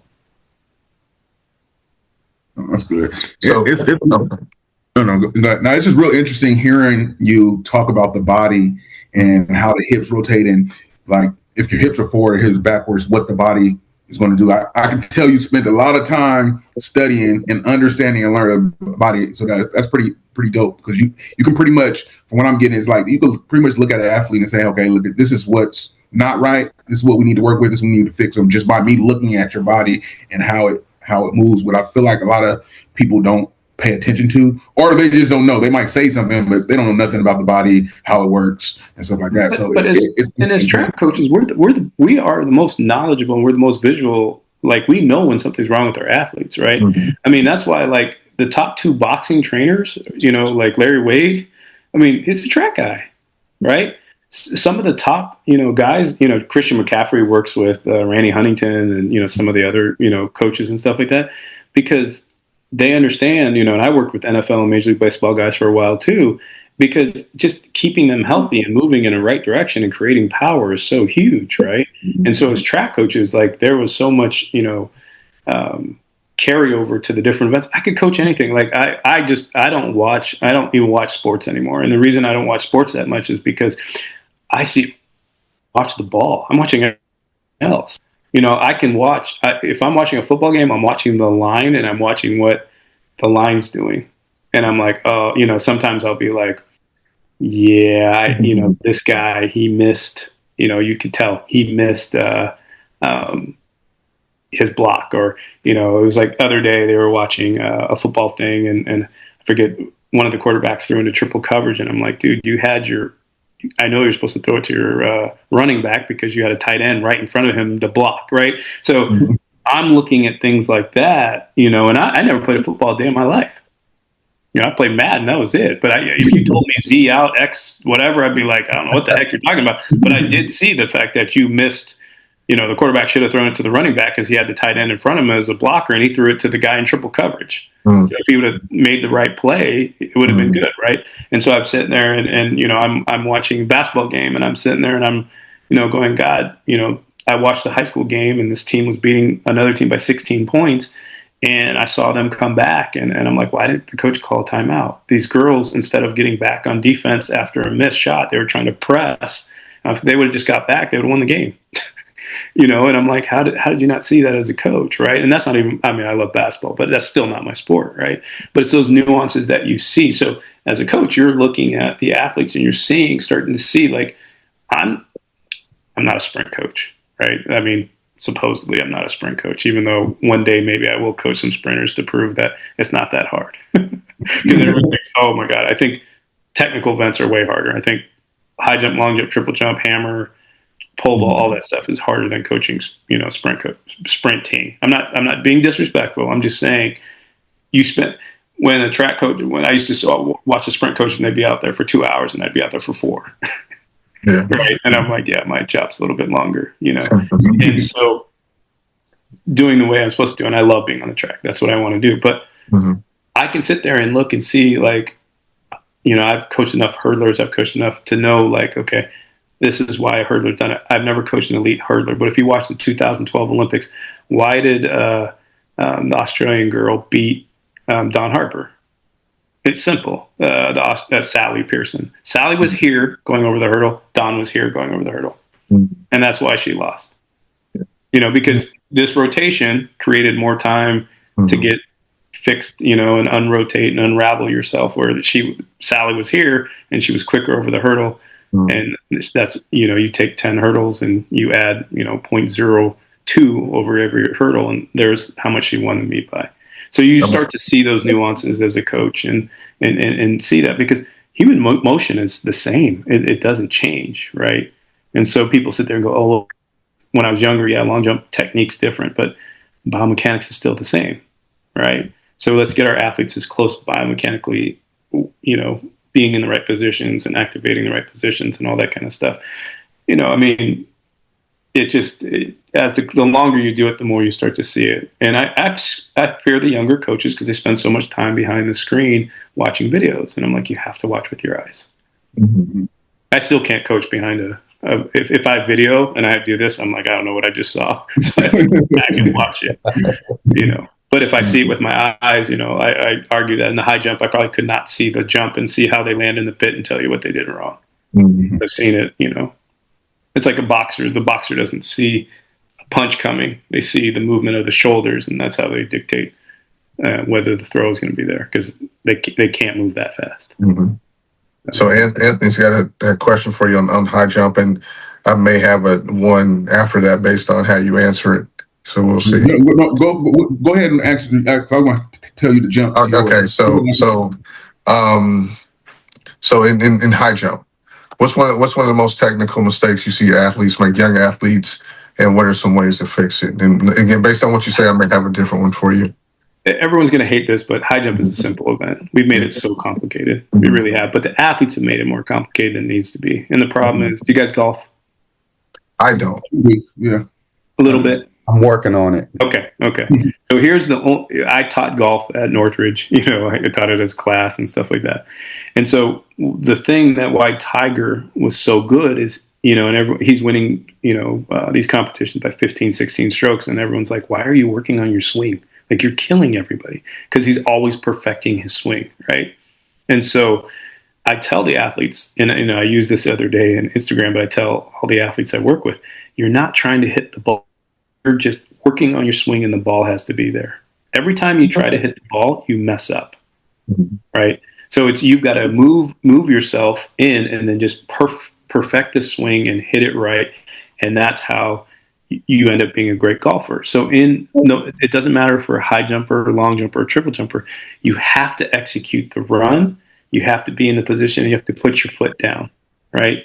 And if you can do that and not worry about the board, you're going to be successful. As soon as you worry about the board, you worry about the bar. Yeah, that's when you're not successful. So high jumpers, they're always trying to make the bar off the ground. Right? So they're doing all this stuff. They're motor geniuses and they're cheating. They're churning their shoulders and trying to create all this rotation. It's high jump. Jump first. Yeah. Because we've all seen the physics thing. The stick hits the ground and it rotates over the bar, right? Yeah. But we're trying to be a noodle going over the bar. Like we're in bent positions. We're not producing force on the ground. We're, rotating. We're churning our ankle too far. I mean, I saw one of the top high jumpers, and I don't care. His name's Ryan Buskey. He's fantastic, and he showed a video, and his ankle's like completely churned, and and it was like, gosh, he's so close to injuring himself again, right? And 2 steps out, he's already churned and doing all this kind of stuff, and I'm sitting there going, you're this close to an injury, right? But even more so, if you fix that thing, you could jump 7.5 because he's already jumped 7.3, right? So he makes 7 feet by like this much, but if he gets in the right position, he can make it by this much, right? And so high jump's simple. If you keep your position in the radius on your penultimate, so if you keep that line on the penultimate, as soon as you go to takeoff, the only place you can go is vertical. You can't lean into the bar. You can't throw your head back. You can't. The only way you play go is when you hit, you go vertical. And so for me, it's like running a correct curve, hitting that curve lean, not turning the shoulders, keeping the shoulders closed, and hitting position. And if we can do that, 7 feet, we probably get 8 or 9 7-footers in high school. I would get 8 or 9 6-foot high jump females in high school, and we probably have post-collegiate, 5 or 6 2-meter girls, and 5 or 6 guys jumping over 235. But we've gotten away from the technical model, and biomechanics doesn't change. And so, if they can hit those positions, not only will they jump, they'll do it more consistently, and they'll stay healthier.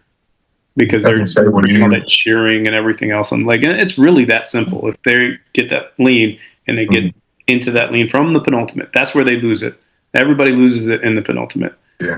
Either through step out or penultimate. They lose their lean, they shift, they're going into the bar. They can still jump high, but they could jump much higher and be in a better position. So if I'm a high jump coach, that's all I'm working on over and over and over and over and over again is that position. And if they can do that, that's when they're successful. And, and I mean, for Wu, when he came with me, he was stuck at 229. Yet he jumped that at 18, and he jumped that for 4 or 5 years, and we just worked on keeping his shoulders closed. And then, the rest is history. Jumped 235, 236. I mean, Brian, Ricky, they went 1-2 at USA's, and Ricky was such a good athlete. But if he truly really follow, that position and hit it, I think Ricky could have been a 235 high jumper too, and Brian was a 235 high jumper. But I think made the high jump harder than it needs to be, but getting them into that position is a very difficult thing to do. Yeah. I was asking how tall is Wu? I know he's like jumping so high and he's so little. 162. Yeah. Okay. Yeah, he's 162. Yeah, he's not super tall, but he's like 6'1", 6'2". Yeah. Okay. So the question I had was, so I've had like my daughter, my older daughter who's in college, in high school, she jumped 5'10". She's only like 5'6". But one of the issues is I can never get her to like drop that shoulder down. So she got up, she did a good job getting her torso up, but she sometimes would get in a position by accident with a really great curve, but she would never naturally just throw her head back, put the shoulders down, rotate over proper. And I find that issue with like a lot of high school kids. They're scared to do that. A lot of them just straight sit up, especially the basketball players. But what's the best way to get them? Because I haven't found it yet, like the magic cue to get them to like put that shoulder down and get the proper position. It's not. I mean, the problem is, it's like if you guys were sitting in your chair and you got to a certain point where you're leaning back in your chair and you fell, your instinct would be to tuck your chin. Yeah. And when you tuck your chin or whatever, your butt comes down, right? And so because you have the falling feeling, and that's the problem with the high jump, is they get up and they get that falling feeling. And so the problem a lot of times is the only way to offset that is to be able to go do gymnastics or something like that. So we go and do gymnastics, with my group at least twice for about 5 to 6 weeks, and so that they can fall into the balls and really get comfortable with laying out and being like, oh, I'm not going to break my neck, because they got to get comfortable with that falling feeling. Because it's not the fact that we're in gymnastics and it's a 5 foot like thing, and she could do a back over probably over 5 feet, no problem on the high jump mat, right? But when she's got that falling feeling of falling a couple, 2 feet down into the thing, she gets comfortable with putting her head back and being that way. I mean, like it's a lot of sense is the kids aren't taught just, that sense in time and space in the fall. So, but really, it's not really that. And if I was watching the video, it's probably she's cheating on her curve. And she's not driving that free leg or the non-jump leg thigh to parallel and holding that in vertical, because apparently what will happen is if she goes and holds that position, she'll just automatically start to rotate. Yeah. But because she's trying to make the bar and, a little bit of shoulder, maybe not the head, but the shoulder, that kind of kills the parabola. And then if she doesn't know to press hips or throw her head back because it's not a comfortable feeling, then she's going to kind of go over, instead of like this, she kind of goes over that. And so it is. I mean, they did an analysis, and the U.S. high jumpers have to usually jump about 5 centimeters higher to make a bar. So if your daughter's making 6 feet, she's actually got to jump like 6'1", 6'2" to make the bar. Yeah. Where if she got technically better, and you got to have a coach who's working a lot of the technical standpoint, then she only has to. Not only does she jump higher, more. Now, when she jumps 6'2", she makes 1. So maybe it's a 3 centimeter difference or 2 centimeter difference. And that's, and the difference is those kids have been, back bends, using the physio balls and all that to work on their arch. And it's not flexibility. It's just comfort in that layout position. And that's done with repetitions and time and, and we can do it in gymnastics, and that's why we go and do it. But, that's a hard thing in college. Yeah. And especially in high school, because I was the same way. It wasn't until I was 24 years old where I finally got comfortable laying out, and I didn't really truly get comfortable with it and understand it until I was probably like 28. Okay. I unfortunately tore my Achilles, but yeah, I have one right now who she can jump, no matter all day and just do the backflip, land on her stomach.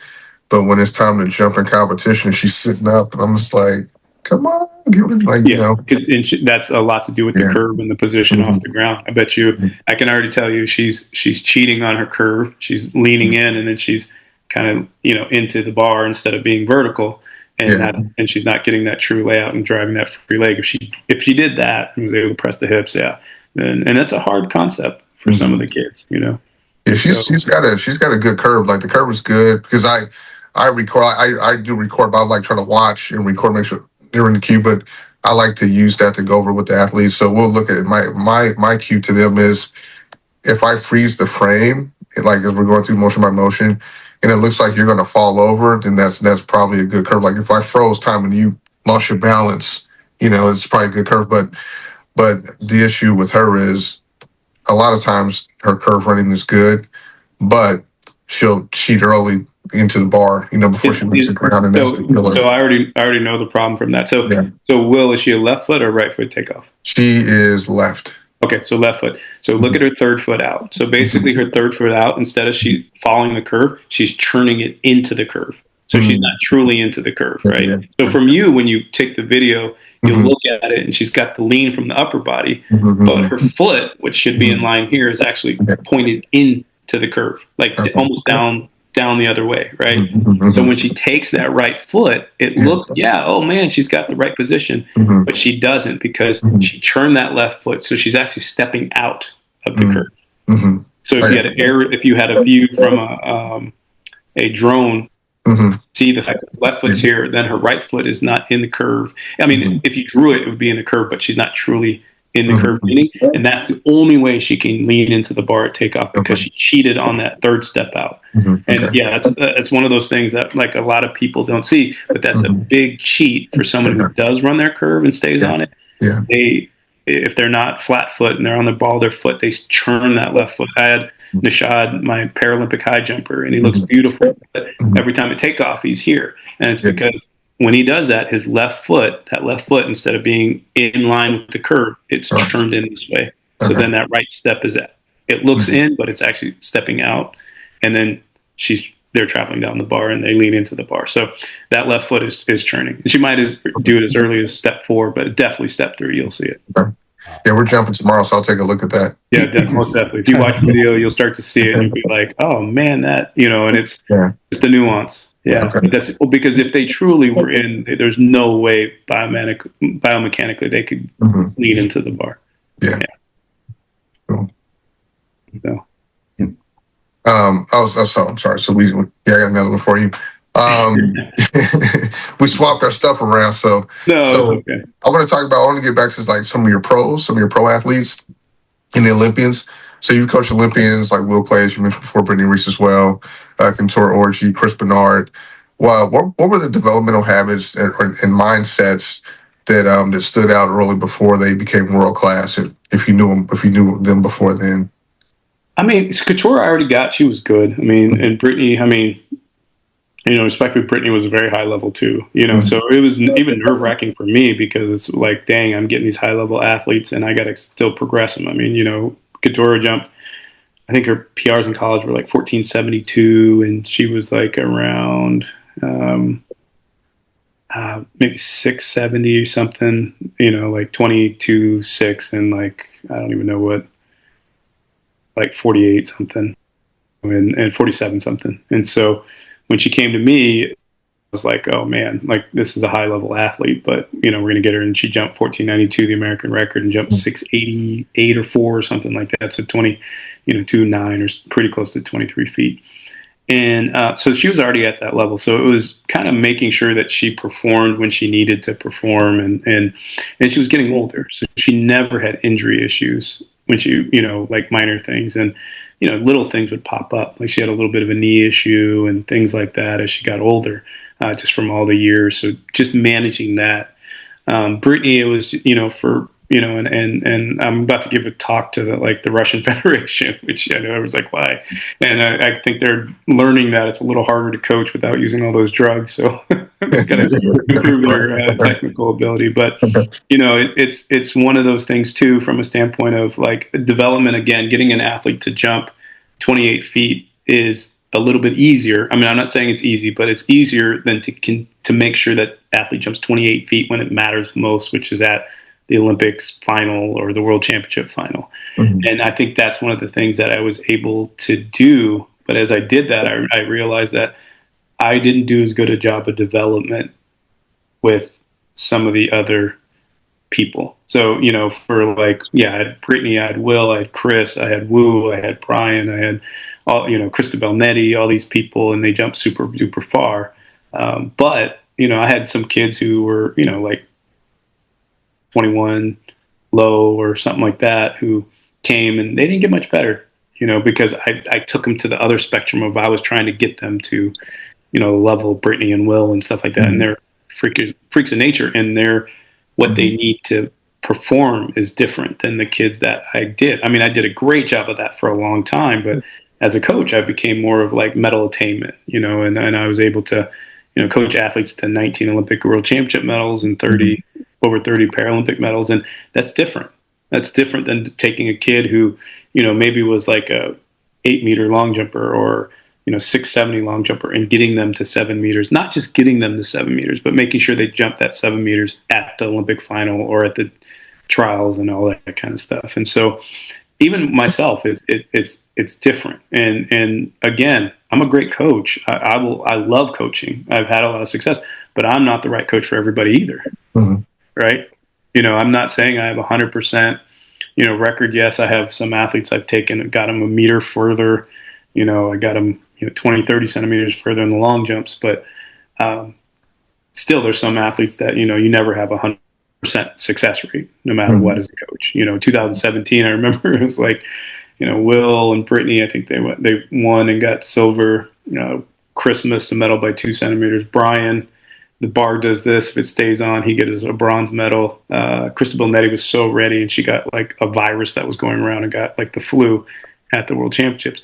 And I sat there, but at USA is like, we won the long jump, we won the triple jump, we won the high jump. You know, we won everything. It was awesome. And that was probably like, man, it doesn't get any better than this, right? But I mean, you're always thinking, okay, there's a couple athletes that didn't make the team or didn't have their best performance. So it's like, what could I have done to get better, or what could I have done to get those athletes better and get correct? And so now, you know, I work with athletes from all over. I have one of the top long jumpers from Japan, and, you know, I think we're trying to win Asian Games. I have a couple Paralympic athletes that are, you know, world champions and stuff like that.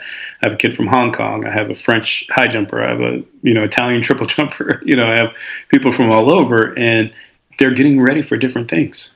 And so that's, you know, my group is small now because of the fact that I can't coach more than 8 to 10 people.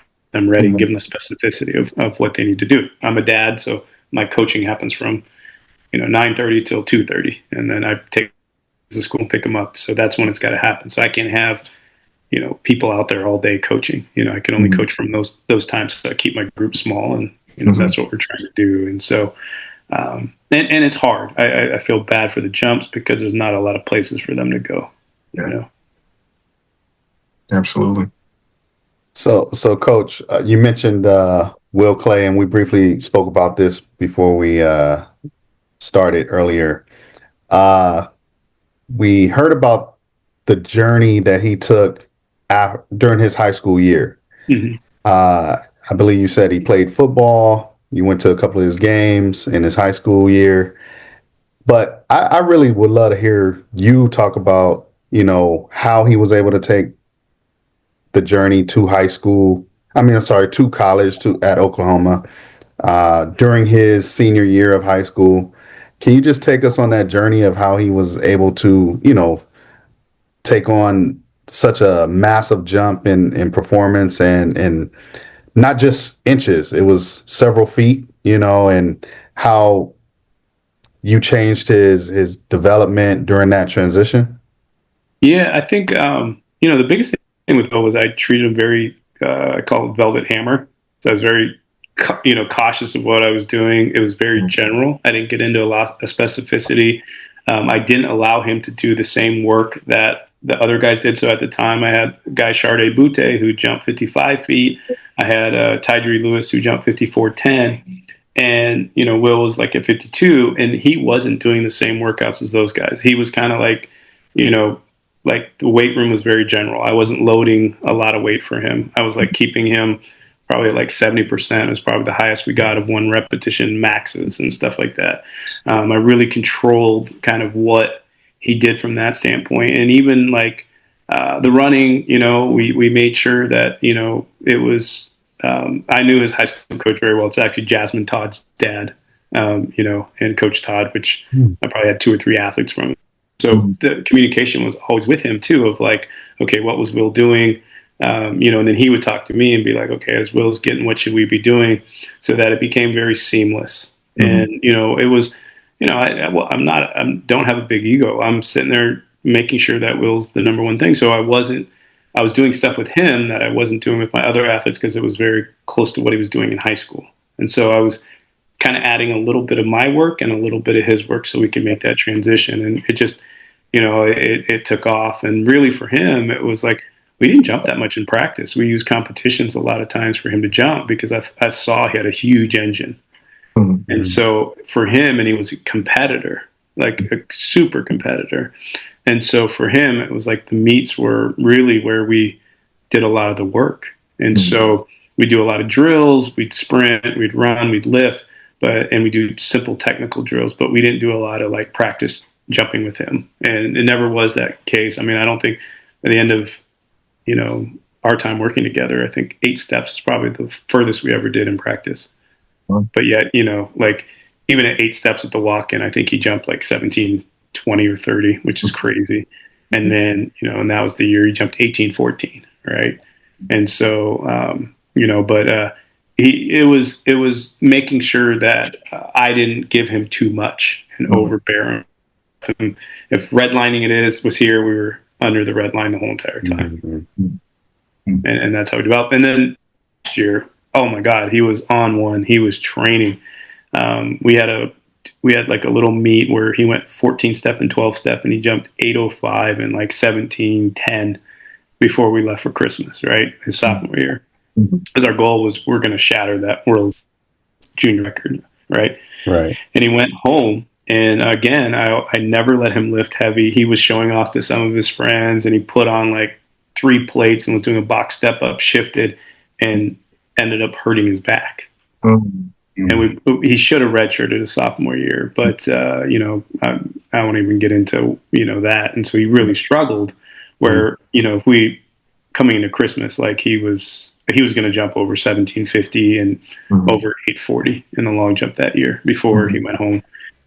And then it was like trying to piecemeal it. And then by about March of that year, I decided that I was going to move it back to California, and I was getting out of college, and we reached out, and he transferred to Florida with Coach Booth, and I knew Coach Booth would take care of him and stuff like that. And he was there 1 year, and then obviously came with me to the center. But he's it was really, really like, oh man, that second year, if we could have, if he went home and did that little thing, I would have loved to see what he would have done that year. It would have been something else, Can I clarify something just for our audience? Yeah. And correct me if I'm wrong. So his senior year, he goes to U. He should be a senior in high school. He's at Oklahoma. In what would have been his high school senior year of track, he wins the national championship. Is that right? NCAA championship. Yeah. On his 18th birthday. That's the final. The triple jump final was on his 18th birthday. So he jumped 1724, which was like 56.6 on his 18th birthday. And when he long jumped 805, I think that year, he was still 17 years old. So yeah, I mean, if you look at the junior records, yeah, he should have. In the U.S., obviously, he has the triple jump one, and he should be in the top like 4 or 5 probably for the long jump too. But he did amazing things, which would have been his senior year in high school. So it was funny because I saw they had the high school record, and the kid jumped like I think like 53 feet, right? And it was the indoor record, and I'm like, well, that's right. At national championships indoors, which think about that. He was only with me January, February, March, and we get to March and he jumped 1682, which is 55, like 8 or 10, after 3 months with me at national. So really, I mean, he's in college, so it counts, but the high school record could easily be 55.5, or 55.8 or 6 or whatever he jumped that day. Wow. So, yeah. So, and then Christian and Jim started battling it from that point on. That's sick. Yeah, it was pretty crazy. It was pretty good. And that was after a time of lull in college where there was 3 or 4 years, 53 high, 53 mid was winning the triple jump at NCAAs. Mm-hmm. And, Christian and Will came, and it just, like, if you didn't jump 17 meters, you weren't winning nationals. Mm-hmm. And it's, obviously. Did you expect performance? Sorry? Did you expect that performance, or like were you shocked? No. He jumped, I think at indoors, he jumped 1682 and like 805. And I think he got third in the long jump, and he got like second in the triple jump. Christian actually beat him on his last jump. Christian was a freshman too, but he was so think about that, 2 freshmen, right? Which is nuts, right? I mean, one's supposed to be senior in high school, but one's a true freshman. So I think Christian jumped like 1692 or 3, and Will jump 1682 or 8, something like that, right? And then outdoors, actually a guy from A&M who's a senior ended up sandwiching Will and Christian, because I think Christian got third and jumped over 17 meters. I think it was like Will at 17:24, another kid jumped 17:10, and I think Christian jumped like 17:01. And I mean, we talk about a great freshman year, right? But yeah, and then outdoors, Will had jumped at the conference meet. I think he had jumped like 17 meters, but it was wind aided. And I think he jumped like over 8 meters or close to 8 meters. And then at the regional meet, he jumped like 17, I think, wind legal finally. So, and we knew we were ready for NCAAs. And so, yeah, 17:24, by far. I feel his freshman year, he was technically a better triple jumper than he ever was until he got to the 18-meter triple jumper that he was later on. I felt like he was very technically, he was kind of just a little bit more like Plato. I could do more specifics with him then. And then he kind of grew these habits and other things. And so, yeah, I think technically he was really good as a senior in college. And then because of injuries, it might have had to change him a little bit. But then obviously the next year I thought he was beautifully technical was the 2019 when he jumped 18:14 and jumped 18 meters 2 or 3 times. And really the World Championships was such a disappointment. It was the best series ever. I mean, I think he jumped 1760 to 1776 on every jump. So it was within 10 centimeters. And he was doing that with a bruised heel. If he didn't have a bruised heel, I think he would have went over 18 at the 2019 World Championships. So that's amazing. Yeah, it was pretty. So you worked with some Paralympic athletes. Mm-hmm. How was that? How has that experience impacted your perspective on coaching and on life? And what have those athletes taught you? Man, Lex Gillette. You guys look him up. Do YouTube. Look him up, Lex. Lex is 100% blind athlete.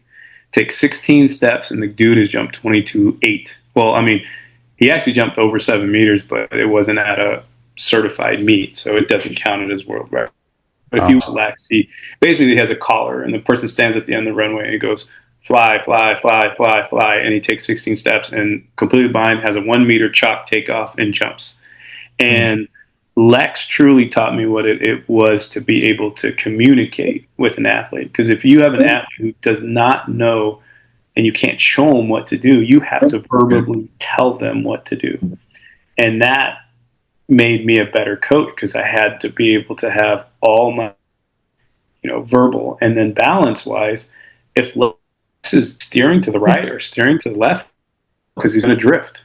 So I have to make sure he's as balanced and pushing properly with both left and right so he stays in a straight line on the runway because he doesn't have a guide runner like he does in the 100. On the long jump, it's all him running down the runway. And that guy solely probably made me the coach that I am because I had to be good. I had to be great. I had to know everything. I had to be able to communicate, and I had to be able to train people properly so that he could run as fast as he could in a straight line. So that was awesome. And then, from all the other Paralympic athletes, it's adaptation. Like, okay, they can't do a clean because they don't have a right arm. So what adaptation can you do for that, right? Or they have no left leg, so every time they squat, their shin on their left leg is different than their right. So to make their hips balance, you got to stick like a 3 centimeter lift so that they have even hips. And they didn't know that before they were working with me, and that they were getting off balance. How long jumping off a prosthetic, how the loading versus non-loading. A long jump with a prosthetic is like a triple jump takeoff. You want it underneath your body because you load that thing, you have to have the hips pass so that the recoil from the prosthetic pushes you up into the air. If you take off in a long jump, the problem is it loads, and by the time it recoils, you're still on top of the prosthetic, and you're not going to go as far. So, things like that, learning the biomechanics, learning, the proper kind of things, and then CP athletes knowing that their central system so taxed that they can't do hard sessions for like 72 hours rest, where most kids can come back in 24. They could probably stack 2 to 3 sessions.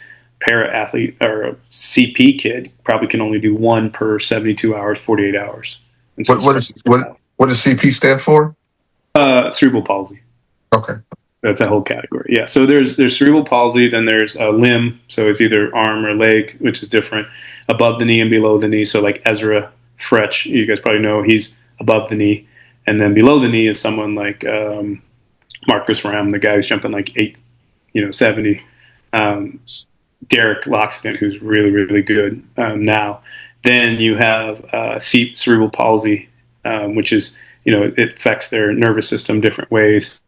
A lot of times you'll see they have like kind of a shortened or developed side that is either kind of like pigeon-toed or it's not developed as well. Then you have people who severe where they're in wheelchairs, people who have no, the wheelchair athletes, T20, which is cognitively, different athletes. They're on the spectrum usually. I don't even know if that's the right word, but and then visually impaired. And you have athletes that can basically are legally blind that can only like read here, and then you have athletes that are 100% blind, and each one's broken into categories. And so it just working with different. I mean, I've worked with visually impaired, cerebral palsy, missing limbs, and it's just as a coach you have to become very creative with that. And I'm certain that a lot of that has taught you patience in all different aspects of your life, correct?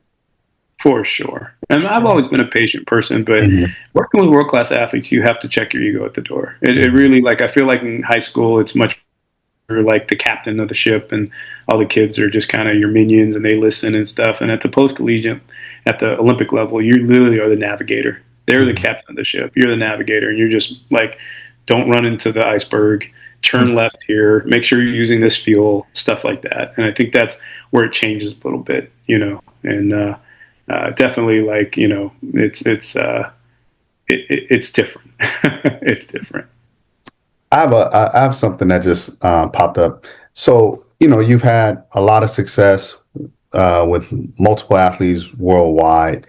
And, at the time you kind of feel like, you're the hot coach. You're the coach that's, getting a lot of attention and things like that. What could you say to the hot private coaches or hot, very successful high school coaches right now that are in that moment right now? However, there's a lot more time to go and, things aren't going to be at the height of success later on in life or in your coaching career. What could you say to them to kind of maybe humble them or even just give them a different perspective of what to look forward to or to try to make the sport a little bit better or more just I don't know. I'm just trying to figure out. Coach, I know exactly what you're talking about. For me, it's always I'm always been humble, and it's the humility comes from because I was an orphan in Korea. I could, my life could be completely different. So, whether or not people believe it, I have guardian angels who've always taken care of me. I'm able to be where I'm at, and I haven't done it by myself. I've had help all along the way, right? And so, to the coaches, one, enjoy what you're doing because it's not going to last forever. Right? Enjoy what you're doing. Two, make sure you're giving back to the sport because we're not in a sport. Like, I had an incident where I'm sitting there and I'm going to USA's, and my hair before I'm trying to grow these dreads, it was slicked back. So it looked like I had almost like a shaved head, right? But I track and my hair was up. Like I just had like a bun or something like that. Okay. And, I show my ID, and the guy would not let me in the track because he said my picture did not look like my ID. Mm. Right. And I'm like, man, I've coached at the time 15 Olympic gold medal, Olympic gold medal champions, all this stuff. Right. And I'm sitting there going, what? I'm trapped in the thing. I mean, there's people like Chris Huffins and all these other people. Like, I think, what's her face came in, Joanna Hayes came in and stuff like that. Mm-hmm. And they were all like, okay, that's Jeremy Fischer. Like, why? And well, I'm like, I'll show you my ID.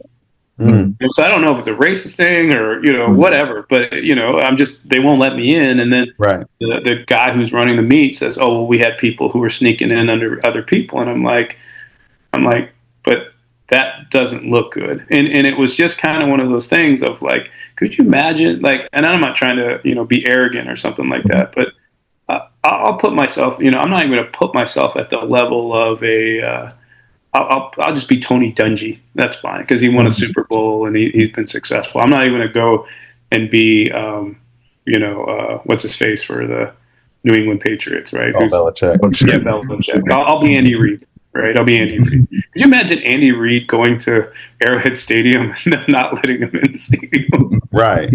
Right. Yeah. But as coaches, like no matter, it's like, Will, Lonnie, Anthony, you guys could be running the meet. And if they need a thing and you don't have your pass, most likely they're not going to let you into the stadium, right? Right. I mean, that's what we deal with. So to me, it's like no matter how big or successful you are, our sport is so trivial in the whole sense of the world and everything else like that, And it's sad because, yes, I can go to a meet and I could talk to 100 coaches and athletes will come up and say, hey, your videos are great and stuff like that. But to the normal population, we're nothing. We're not getting paid like Tony Dungy or Andy Reid or anything like that, and our sport doesn't have that kind of notoriety, and it has nothing. And I'm not, sitting there trying to blow us up, but I'm saying that because of our sport being the maybe 15th most popular sport in the U.S., with even USA Track and Field only at like what a $40 million kind of budget. I mean, I think we were trying to do the math. I think the New York Marathon makes more than what USA Track and Field makes in a year. Because I think, it's like $400 and they've got 50,000 runners or something like that. And they do a whole bunch of other races. But I'm sitting there going like, our sport is so, just people don't know us. People don't, respect us. And they think, and so people who were arrogant and stuff like that, I'm like, dude, it's track and field. Like, we're not at a place where, like, no offense, I don't like Michael Johnson. And I'm disappointed his thing didn't show up. And it's not because of that. It's because I've seen 30, 40 people come up to Michael Johnson, young people, and say, hey, can I get an autograph? And he's like, or a picture. And it's like, I'm not doing autographs. I'm not doing pictures. Like, what an a-hole. Like, like I've seen him deny high school kids, I've seen him way too many times. Carl will say yes. Frozen up. Yeah, running capacity, just coaching capacity, right? Mm-hmm. And so that's the stuff we're dealing with within our sport. So I'm like, just guys, like, be humble, be out there, help the sport, grow the sport, be happy that you're successful, and that'll allow you to keep being in the limelight. But the minute you get that and kind of, cheat, I mean, that's sad. A high school coach was cheating and using drugs with his athletes. Yeah. To get them. Yeah. I mean, that's just sad. That's sad when I read that kind of stuff. Because, I mean, really, like, the notoriety and the fame became more than 16, 17. I mean, those kind of people don't deserve to be kicked out of the sport. They deserve to go to jail. Yeah. Yeah, Coach, I have a final question for you. And it's going to start with more of a statement. You kind of just alluded to USATF and the financial troubles they've had and all that kind of stuff. Here in America. So last summer, I was fortunate enough to coach my daughter. Hold on. Yeah, this is it. So USATF. So last summer, I coached my daughter. She won U20s heptathlon. She entered to me because we wanted her to get some international experience. Of course, a week after registration closes, USATF announces that they're not sending the team, which we were bummed about that. But what they did do as a consolation is they sent the kids down to the training center in Chula Vista. Yeah, I met a few of them. Yeah. Yeah, she did. She enjoyed that. Said it was great, beautiful. I've never been there, but I know that it used to be the U.S. Olympic Training Center at Chula Vista. Can you talk about what it was and what it is now, and all the athletes that used to train there and how it's changed? So from 2011 till 2022, I was there. I was the director of the program. So basically, kind of how it was we would take athletes that met certain criteria. They would come to the center and they would live and train. Some would live in the community and so forth. And you had myself, Al Joyner, different throws coaches. The last one was John DeGata, but we also had at one time for a little while we'd have Art Venegas, and then for the multis and pole vault we had Chris Mack, and and there were different coaches throughout time that were there, but basically from the time in 2011. So when I first got there, the head coach was Craig Poole, Dr. Craig Poole, and he was there till 2013. And then I took over as the director in 2014. And in that time, we had won. I mean, I think there was 2 or 3 medals at the center. It was kind of the USOPC and USA Track and Field kind of supported it. And in 2016, we won 5 medals. Like we had Ryan Krauser, Joe Kovacs. They were through there. It was a developmental place. So it was a place for the athletes to come train and bridge the gap of that. I'm out of college, but medal attainment's like 26, 27 years old. And so, we had about 7 athletes. I mean, we averaged 15 athletes on every world championship team and averaged about 3 medals per, number 1 training enclave in the world. But the biggest thing was a developmental place. It was a place where athletes could go who were All-Americans or national champions and develop to get to that next level. And of those 17 people, we'd have about 9 or and make finals of the world championships or the Olympics and be in there. And it was a great for the field events because there's 18, 19 distance enclaves, there's 12 sprint enclaves, there's 0 field event enclaves. The need was because we needed to do that. And I mean, you look at the men's long jump. I mean, you had Jeff Henderson won the gold, Will won the bronze in 12, Jeff won the gold in 16, Brittney Reese, who obviously I don't need to talk about her success.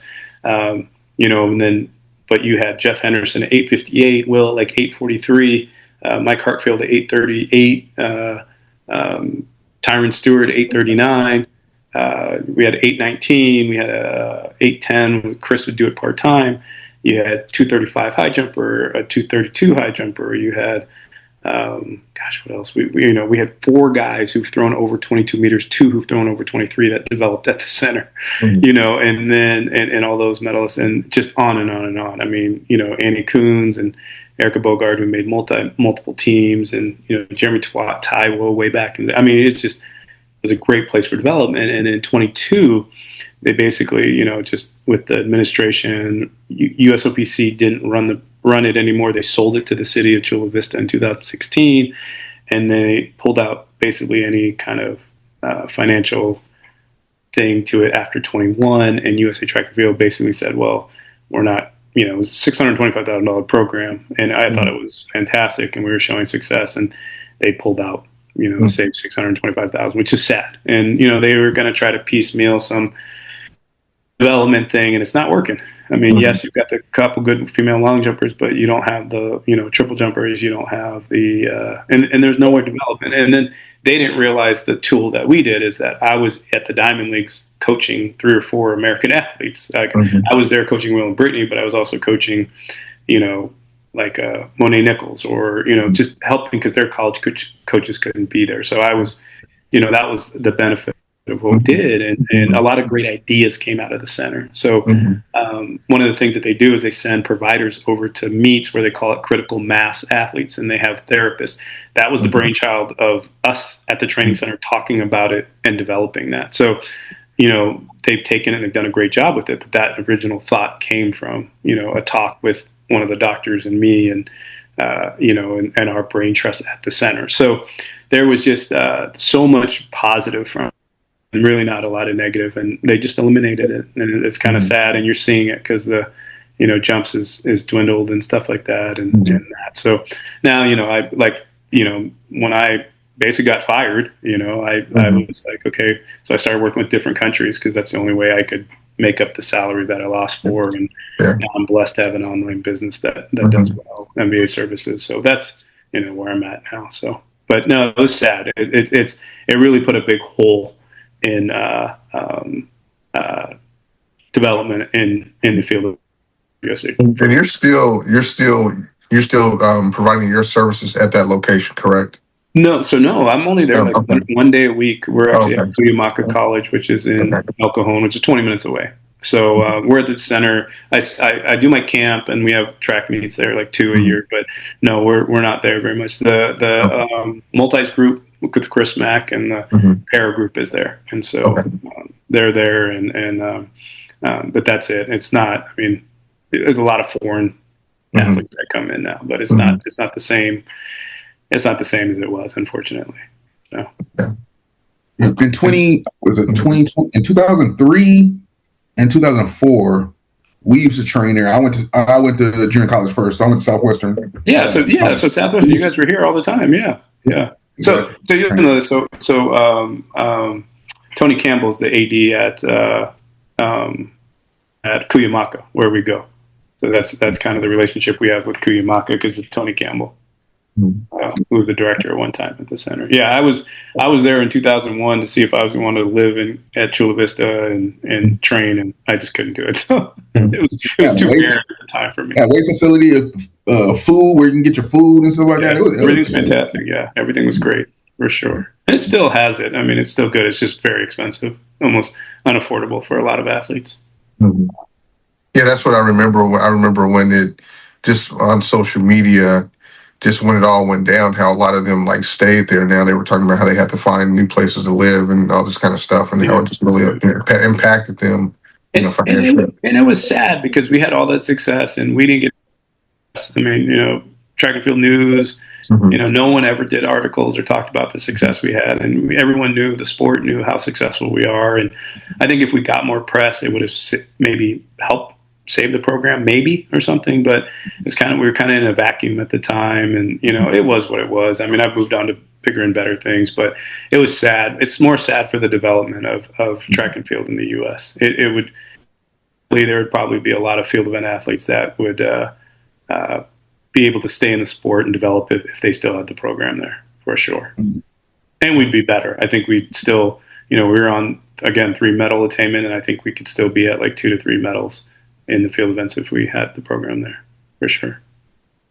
Before we wrap, can you tell the audience where they can find you and where they can get your online services? And yeah, I mean, you can follow me on Instagram, Jeremy FHJ. I'm always trying to educate, as that's the big thing with the content. YouTube, I'm always trying to put up educational things. I try to create through MVA.services. Basically, you can go and you can get workouts for high jump, long jump, triple jump. Sprints, hurdles, it's to, have a guide. So you're just not wandering in the woods, and, it's a service. You pay $100 a month, which is anybody can afford a pair of shoes. They can afford that. And you can be in it for a month, or you can be in it for, 6 months. And that was kind of the important thing about it.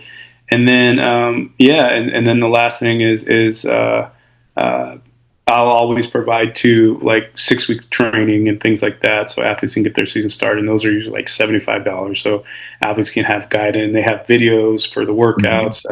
A new app we're beta testing a new app. It'll be released soon. So basically, the way it works, it's kind of like I've done forever. Is you have a workout, and if you don't know what a butt kick is, it shows you a 3-second GIF of what a butt kick is. If you don't know what this triple jump drill is, you push the pressure and it shows you, and it gives you every workout detailed. You can tell how you feel as far as your RPE, your perceived exertion, how you feel each day and all that kind of stuff. And I'm really excited about that. That's kind of been my thing. So finally ability to create that, and that's going to be launched here in the next couple of months. We're beta testing right now. It's pretty exciting. And so it just, and then the community board's important. That's my thing. It's like 600 or 700 people on MVA service. It's free. And it's just like, they have Let's Run for, distance. It's like, I wanted to create, a community board where people can talk, share videos, and do that. So that's kind of a, cool place to go and stuff like that. So yeah, that's if you want to follow me, that's where I'm at. I appreciate you guys having me on. Definitely. So. No, we definitely appreciate it, Coach. And if you want to come back later on and talk about that app and, the information as far as the training, feel free, let us know. For sure. I'd love to show you guys once it's all done and it's where I really enjoy it. That'd be fantastic because it gives. I mean, my dream is that the app and the stuff grows to where, we're making, I don't care. I'm very comfortable, but I would love to be able to take $2 million, put it into like a foundation, and every year able to give sponsorship to athletes and have a training center, pay coaches, and do it right so that because USA Track and Field and US going to do it. So that would be the dream one day to be able to do that. And that's, I think with this app and the growth, I think potentially that's down the road that I'd love to do and, support those athletes. Foundation does a great job, but there's kind of supporting the upper tier kids. I want to make sure number 4, 5, 6, 7, and 8 at USA's can stay in the sport too. Absolutely. Super big. Well, Coach, we really appreciate you joining us today and taking the time off from your family and sharing so much knowledge with our audience. I know this conversation is going to help a lot of young coaches and parents and athletes, better understand long-term development, which is one of the things we really wanted to discuss with you today, and what it takes to really reach the next level. And also, to everyone else tuning in, just make sure you subscribe and follow us on all the platforms at Beyond the Blocks, and we'll definitely catch you all later. All right. Thanks for having me, guys. All right. Thank you. Thank All you, right. Coach. We appreciate you.